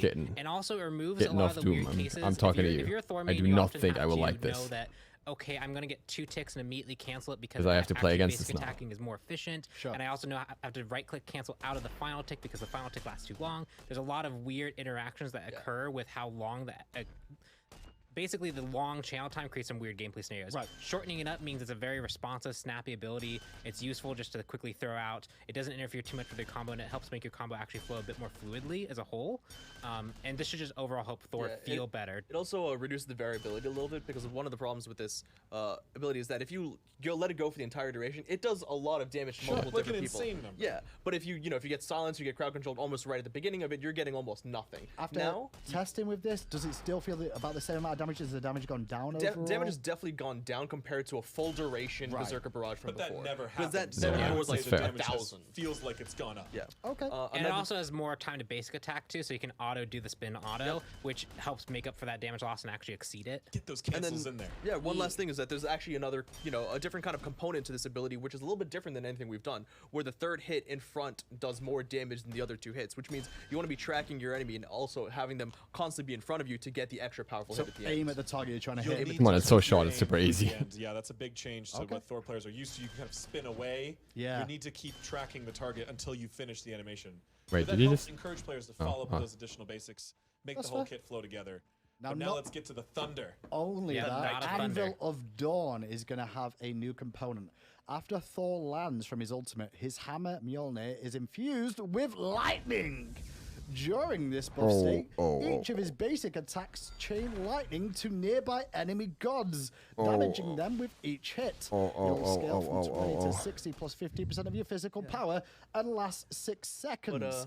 And it hits the first target as well. This lightning will take 50% damage from the subsequent lightning. Not only your basic attacks, but your abilities too. Yeah, if Mjolnir hits, Mjolnir at all hits. Which happens to be every ability, but except for his whip, because that's not. No. Oh my days. No.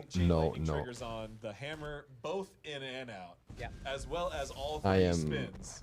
So you can get 5 definitely not a fan. Immediately by just going with a one. Not a single. Which is also why that rule of every subsequent hit deals 50% less damage exists, because as you can see, this can do a lot of damage, but it only works on enemy gods. So if there's minions in the way, you're not blowing everyone up. So it will work on minions. Exactly. Okay, and it won't. That's good. Jump to minions at all? Nope. It's something, but jeez. Does that work on jungle camps and things as well? No. Amount of damage. Right. Sorry, the arc lightning will not go to. So I just want to make sure, like, only on gods. You can't use it on fire giant to bounce it around people and stuff like that, right? Yep. Okay, so that's it for Thor. We've still got a couple more to go through, so I'm going to have to move along to Toth next on the list. And this is going to be ability tweaks for this one is what I'm seeing here. Toth, Hieroglyphic Assault. Every time an enemy god is hit by this ability, the ability's cooldown is reduced upon finishing by 1 second. This can only proc once per ability fire and cannot proc from multiple gods hit in the same projectile. We've also reduced the damage per shot from 45 to 125. It's now going to be 40 to 120 and lower scaling too. And hitting an enemy with this ability increases the damage they take from each subsequent shot by 20%. Walk me through real quick in layman's terms what this is going to mean. Thoth has an interesting balance history. He was never really performing that well, even when pros were picking him up, but the community feedback was strong. So he was undertuned quite a bit. We're trying to bring him back, and we're trying to focus on very specifically how we bring him back. Okay. And that is through rewarding skill shots. This is what he's designed to do. So what essentially what happened here is Hieroglyphic Assault got nerfed. That's scary. Simplest senses. Its base damage got nerfed, which is strange, right? Okay, the god's already suffering. Sure. But what we're doing here is we're rewarding Thoth for hitting successive hits of Hieroglyphic Assault. Okay. So now that the base damage is nerfed, that's fine. But if you end up hitting all 3 targets, that damage is going to ramp up, and you're going to get up to 3 seconds off the next cooldown of Hieroglyphic Assault. So he'll be firing more Hieroglyphic Assaults, and the damage will be ramping up if you hit the 1, 2, 3. Gives this really fun little tension moment when you're fighting against Thoth, where you really want to avoid, as you get hit, the intensity goes up, and you're like, okay, honestly, not get hit. Oh, twice. Avoiding okay, the one at short range is almost impossible. Are really fun, as well as lets Thoth fire the ability more often, which is really important for frustration reasons. Like one big ability that one-shots you one time, that's really frustrating. But if you get hit by 20 skill shots and you die, then you kind of understand why you died. You say that, but King Arthur exists. More exists. effective at landing the ability, he's going to be able to fire more. But if he's not as good at landing the ability, or his enemy's juking more, you can potentially punish him for that. Right, exactly. And also, because this extra rule only works on enemy gods, you're actually going to be doing less damage to minions because we did nerf the base damage and the scaling. So that means that his extremely potent early game that he has once he gets his wall, or extremely safe and, pretty high damage, is going to be less than it was before. So it's really going to help him scale up towards the mid and late game where he should shine. Well, we'll see how Toth does on that in the PTS2. We'll move on then to Raven, who's going to get a small change this patch. Not much of one here, but Ravana. 10-hand Shadow Fist, decrease the cooldown from 18 seconds to 16 seconds. I guess that's just to make him a little bit more consistent along with the other assassins. Is key. Okay. And also trying to avoid buffing the things that are frustrating about him, like his evasion ability, right? Like we want to bring some power to him, but we don't want to bring power to like his backflip that causes him to be immune to damage, or his ultimate that lets him engage really heavily. Just more consistency overall on his core kit. And the final god. One more. Finally got to the final god that's going to get a balance adjustment this patch is going to be Zeus. Yes, he's the last on the list. The passive added text to show 1 hour 30 almost. And new component to detonate the third ability. After this ability is used, there is now a delay time of 0.3 seconds before the enemy is hit with damage. What? Is that going to be... Notice how can they see that? Could be heard from across the room because he knows exactly. There's going to be a little lightning storm. Yeah, there's visual and auditory. Visual and auditory Wait a clarity. second. You did a nerf to Zeus as he just got a new skin. What is this? Right? I don't know. How are we supposed to sell them? So Zeus is really strong right now. No, We've actually really? been seeing him in SP. Wow, People that's used to a think he was warning kind to of King weak for a long Aegis. time, but he was always insanely strong That's in our pretty arena, joust, etc. neat. He's now really strong in all modes. We wanted to take this You have opportunity to be quick. help with a key frustration point and visual clarity point that this is another thing we've kind of been wanting to do for a long time. So Dude, really detonate, quick. You have no information that you're just going to instantly die at any point. You don't even know when to Aegis. In fact, it's kind of like a Vegas. Well, because Aegis got nerfed as well over time, didn't it? Because it used to potentially have a bit more of a window. You could see you only had 2 seconds left on the detonate and then activate your A. But that's still insane. Like, that's still so narrow. So now you can actually see when that first lightning bolt shows up, you can hit your Aegis and make sure that you'll prevent the actual damage. That's cool. I like that. Meditate. You can actually watch the ground around the Odins as you detonate. You can see the closing circle that gives you very clear indicator when you're going to get hit. Yeah, really so cool. this is technically a nerf, but doesn't actually change his as damage output or cooldowns or anything in any way. It's purely visual feedback and responsiveness. So that's cool. If you're playing against players who are not Aegising or dodging or anything That's anyway, not you're not going to notice any change. So Skadi, Thor, Zeus, Toph. There's quite a few of Isis, Nike. Apollo. Apollo. Oh, Anhur. Okay. It's going to go on for days. A lot of different changes to the gods. Gentlemen, thank you so much. The main question I have right now, though, is when is the PTS going to be up? we just wanted to make sure that everybody's clear that we're doing the show a day early because of the tournament. So normally PTS would be ready tomorrow.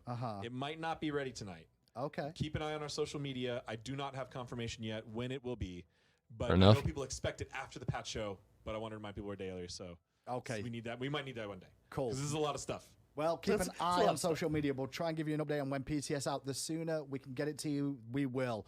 With that, though, we're going to take a quick break. And here's a little look at what we've got coming in the Battle Pass. Wait, I heard some hints at jungle changes, like buffs. So what about that? Because I only saw nerfs.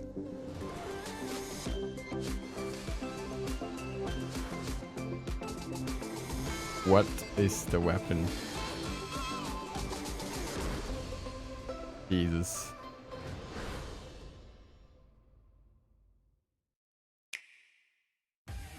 Where's my mouse there somehow?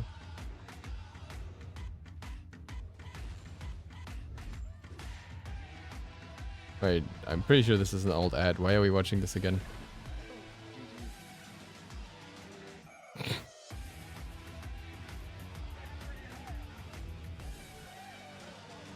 Team up, play God, SMITE on Nintendo Switch. Download for free on the Nintendo eShop today. Welcome in, everybody. Welcome back. It's time to get towards the skin section. What's going on with Aqua's hair? We've all recovered from the horrible. I mean, I can't say much news today, but of a terrible Zeus nerf. I know it was going so well before that too. A great midseason patch sullied by a terrible Zeus nerf. I'm so sad. I'll get over it eventually, but we've got to get some of the skins and to go over the new battle pass as well. I've got an esteemed group with me here on the couch. We've got Tina, Vivian, and Tori joining us. Everybody, welcome. Unfortunately, we're gonna have to move pretty quick because MSI looms. So let's start with this battle pass. And Vivian, let's start with you. Sweet Victory, the theme of this battle pass. Run us through it. Okay, so like the last battle pass, we created a world for this one as well. The last one was the cyberpunk world. This time, it is a world where the digital entertainment media has taken over, and they are like the big shots of the world. So the world is just divided into two sides. So there are the people who accept and enjoy the new way of living, and then there's those who are kind of stuck in the past, like what it used to be, the good old times, basically. Okay. And in this battle pass, we have several skins that kind of covers like those who really embrace the new way, those who are kind of like in between, and then those who are kind of like, well, this is the world to be. Let me remind you how it is. Okay, I can dig it. Let's start with the very first one then, and that's Power Up Hera. You guys have probably seen a lot of this teaser art and that kind of stuff. Tina, I think I saw this on your Twitter page as well. She's a reigning arcade champ who also battles in the bot dueling arena along with her companion pilot, Widget. That's a cute cat name. Look, oh, I like the animations. Guys, I've got a question for you right away. Khepri and Kuzenbo have been looking for a gun for a long time, and we gave Hera one first. What's the deal with this? Okay, just wait indeed. There's Widget. That's so. Look at Widget. No, you have to close up on him inside. Just wait. Are we gonna get a gun on Kuzenbo or Khepri? Dude, he is so fierce. Yeah, he is. He's going to town, he's man. Gonna beat you up. I like that new D.Va skin. I love the blue and pink effects. We've done that. I think it kind of reminds me of the Discordia skin or something like that. But this could actually get a copyright strike. It certainly works well here. I see that we have a VXG on this one that I definitely want to get to right away. Out? Maybe. Maybe. What? He's flying around with me. Yeah. I love the ragdoll effect. He's just floating through. I love it. Let's take a listen to the voice back here. You kick butt. We make a great team. Attack! Defend! Oh, come on. You're not gonna back away now, are ya? You're so bad at RPGs. When somebody asks you where you're stuck, you say, the file select screen.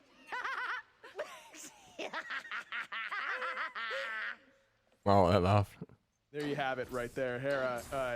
We're going to be seeing more of this in a little bit as well, so stay tuned for that. All right, we also have Funpocalypse Gibalanque. Most apocalypses I would not describe as fun, but this one apparently is, right? He's very... It's kind of creepy. Yes. It's a little Makes unsettling. me a little uneasy. It's kind of cute. A little bit. Brad Venable voiced this character, and he's voiced many very great, a lot of SMITE characters. And I basically told him to sound like he's on. Okay. Can't hear them over Gibalanque's ult. That's once you listen to it, you will understand. Actually, haven't even heard it yet. Oh, well, I just saw this character and I thought he was on drugs, so. Oh, that kind of. I mean, you don't really wear the bunny head like chilling, right? Yeah, no. You know what I mean? Wait, did she say she saw it on Reddit? I didn't get it because I'm pretty sure it's based on Reddit's design. World, I am sure you. That's a great point. You gotta get through it. Yeah, let's see it. Let's take a listen. You're good. Hells yeah. I'm the best. I don't like your head. You could use a new one. I think mascots are the hardest roles for actors to play. They have to really get into their characters. It looks like he has a new weapon here as well. Oh, we'll take a look at it later. Yeah. Hey, like I said, we got to keep it rolling here. That the balance section quite extensive on the mid-season patch. Sweetie Pie Soul next up on the list. This one is a recolor of the Sweet Tooth Soul skin. Yes. So very similar to that. You know it, you love it. Just looks a little bit different. If you're a fan of blue, she's just a blueberry now. Blueberry bubblegum. I prefer blueberry bubblegum, actually. Blue raspberry. Blue raspberry. Yeah, blue raspberry, very good. So I'm personally a fan of this one. We also have Sweet Justice Nemesis. This one, an interesting one for Nemesis. Number one, you can see your eyes. That's a big deal. Only one. It's like the first only one. Yeah. So you only get one. But still, I mean, you get that's one more than we've seen before. Yeah, right? Baby steps.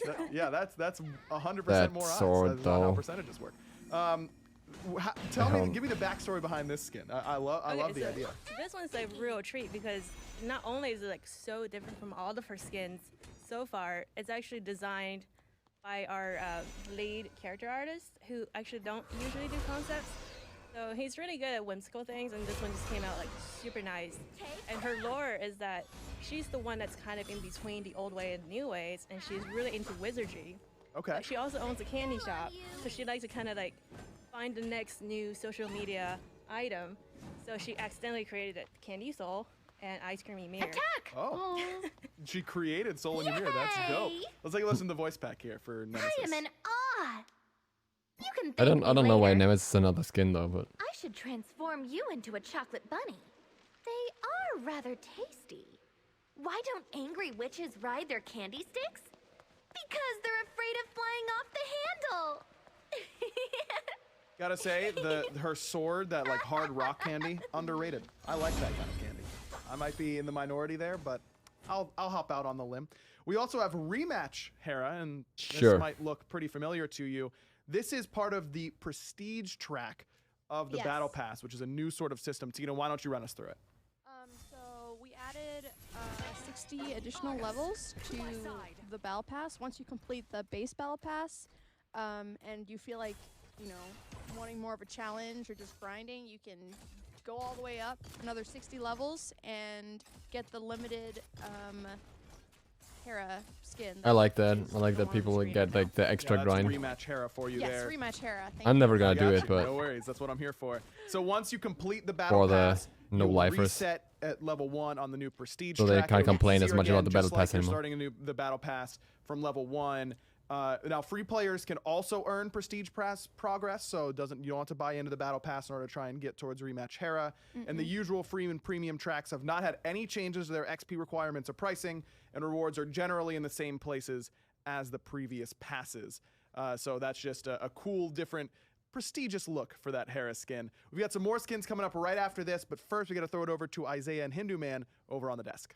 We do, and apologies again for how quick we're going through some of this stuff. It's just, we've got a tournament to go on to as well. Joined now, however, by Isaiah to go through some community and esports news.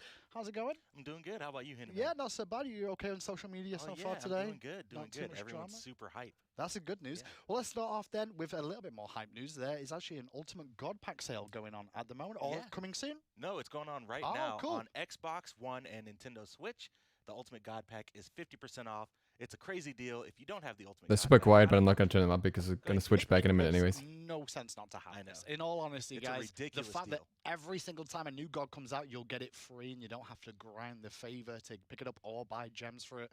Get the God Pack. You've got a chance now, 50% off on Switch and Xbox One for you all. Next up, though, we've also got the Twitch Prime offer, which we've been doing consistently. Yeah. I heard there's a rumor that this is extended. Yeah, it got extended. So it was supposed to end last week, but our friends over at Twitch were like, you know what?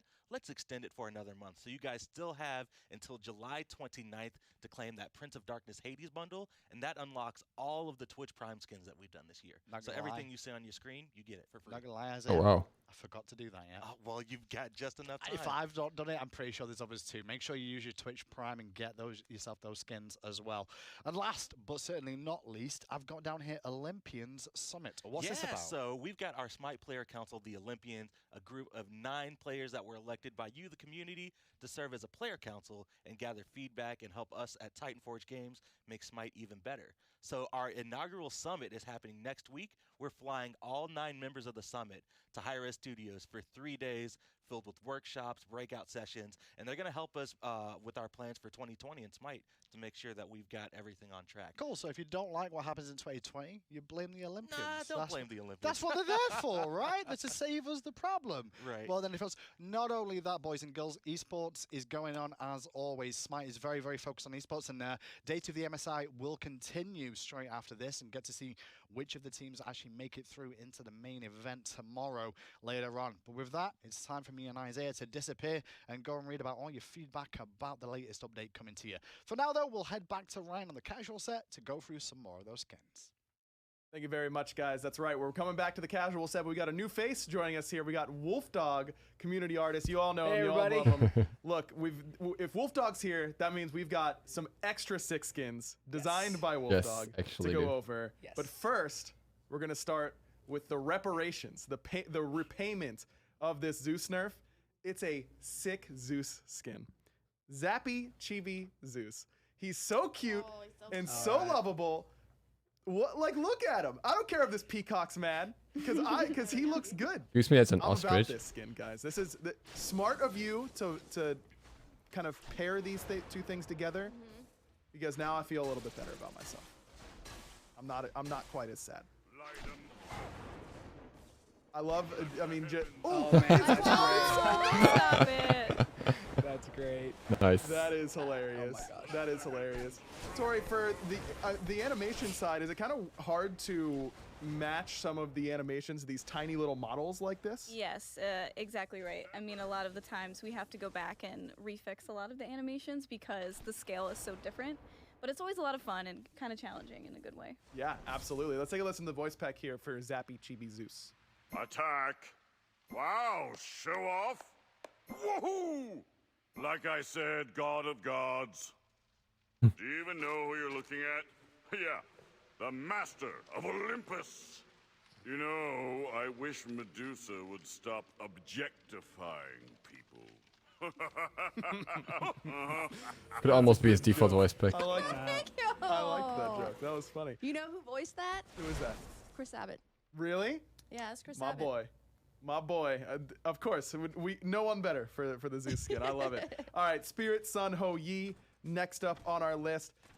This is just this looks cool. This color palette is super awesome. There's like a red Ho Yi skin. There's a green Ho Yi skin. Kind of like now we get this celestial blue. Izanami skin. Sort of Ho Yi skin. Doing a bit of a Rama impersonation here. Yeah, a little bit. Yeah, definitely works for him. I really like the bow. Oh wow, that's gorgeous. Are those meteors or crystals? I don't really care. Crystals, okay. I'm down with that. Oh yeah, the shattering effect on the 3 as well. Okay, I'm getting it now. It's all starting to I dig it. Or even has crystal arms. Yeah, on both sides. Yeah. You know? All right, let's take a listen to the voice pack here for Spirit Sun Ho Yi. Attack! You show potential. Woohoo! Yes, I am the best. I am ready to test my skills. Are you? Power level 1000 watt? No one really measures power like that. All right, next up we have Snow Strix Didn't Ra. even give me a different Dragon Ball style vibe. for the Ra, man. Normally the blazing hot sun god. Now the I like it. freezing cold Give me Ice Beam Ra. snow owl. I love it. I think it's a really cool sort of twist on him, and kind of fits with that old icy crystal that we just saw. And he looks very warm with that jacket. I mean, you're gonna be sweating in that thing for sure. Ooh, that I was looks super excited for this. cool. Actually, you probably didn't know this, but my first favorite animal was actually owl. Really? Yeah, not a wolf. So owls are cool, man. Very excited for this skin. Oh my god. This is definitely the one Oh for my you, god, that this is little actually so cool. snowstorm in the 3.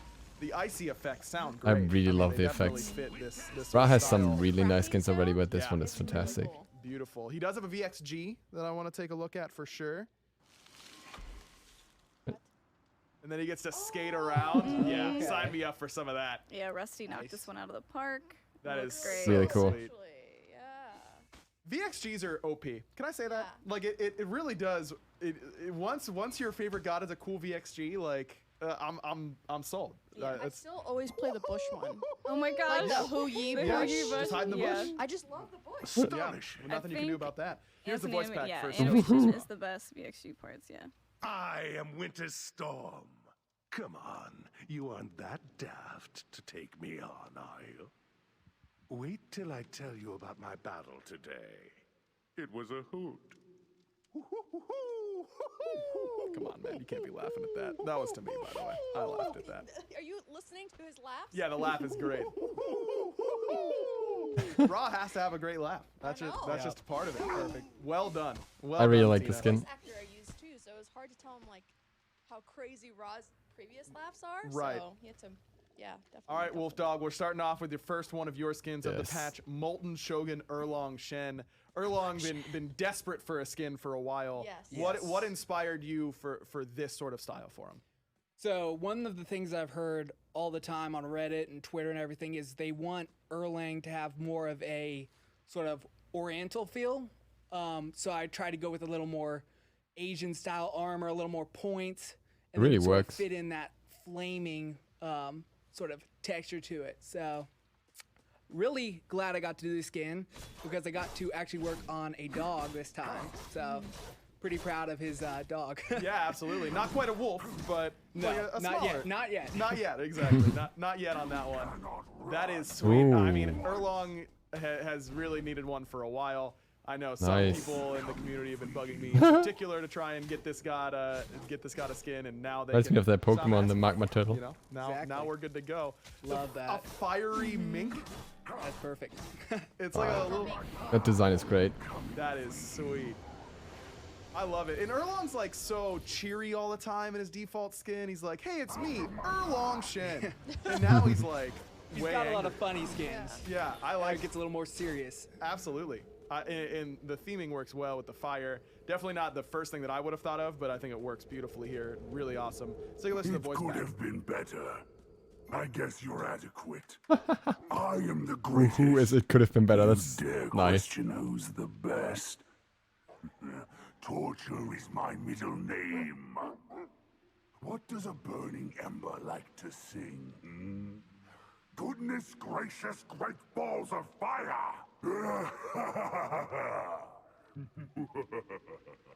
There you have it, Erlang. Back in the skin game, Molten Shogun, Erlang Shen. Very, very then nice. we have Infantry Sylvanas. Yes. It's a great pun, number one, but Wolfdog, Great this is pun. your Fantastic. Yeah, this is your sort of creation as well. It's awesome, man. I Oh mean, my God, it's this is so nice. it's so cool. The pun aside, just an awesome idea for a completely off the wall skin idea.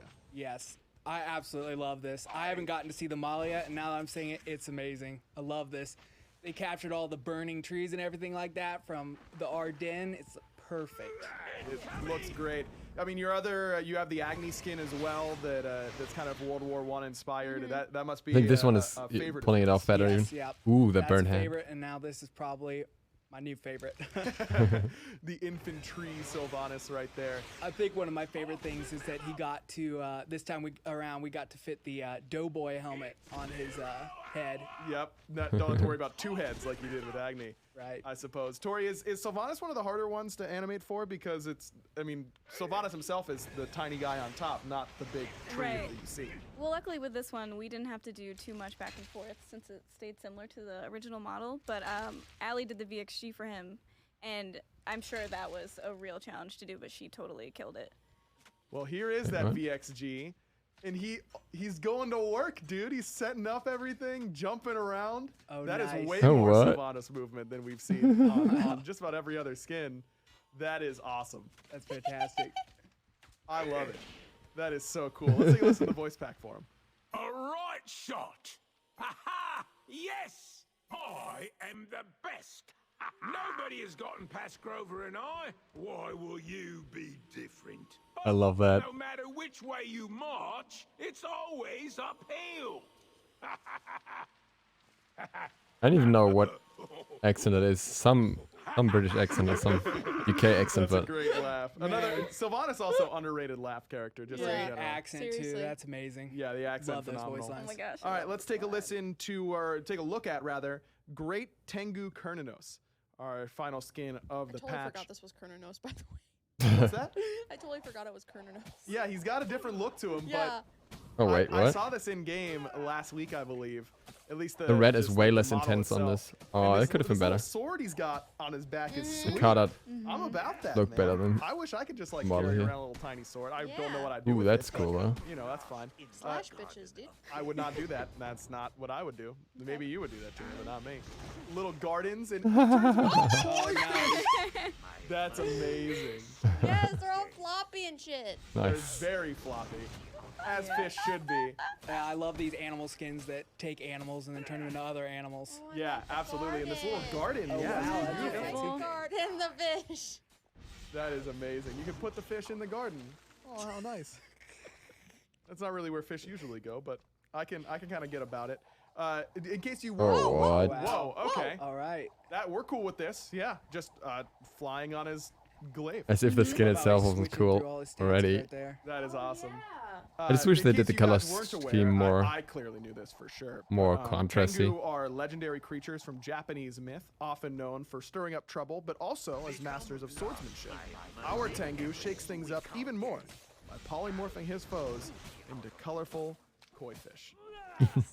There you have it. Let's take a listen to the voice pack here for great Tengu Kernanos. No hesitation. Oh. Bow to my blade. Like it. Your spirit shines. The drums of war thunder. Ooh. Don't bother giving your name. No one will remember you anyway. I've been known to throw caution to the wind. There you have it. It's great Tengu Kernanos. An insane patch. I mean, my booklet was only the skin section, and it was still thick. This doesn't have any of the balance section, which took an eternity because there were so many different changes. Yeah. If you missed all that, it'll be on our website. Make sure you go to our social medias as well. I believe PTS goes up tomorrow, they said, so make sure you check that out as soon as you can. And don't go anywhere because the Mid-Season Invitational is starting right after this. Don't go anywhere. I mean, the streams aren't even dropping, so we'll be right back with the Mid-Season Invitational. Thanks so much for watching the Mid-Season Update Patch Show, and we'll see you soon. All right, we are not going to watch that, though. We're going to call this off. Whew, that was a long one. Some interesting changes, especially the new items, as well as some guard changes. Really looking forward to Nike, especially. What they had, like, somebody in Hi-Res literally, like, I said this ironically at first, but at this point I like unironically believe it has a problem with junglers, and it has like more say about this than they should be having. Like, we literally saw a bunch of jungler nerfs across the season already, and now we're getting more nerfs to the same things, like that Travelers, like the Talaria nerf.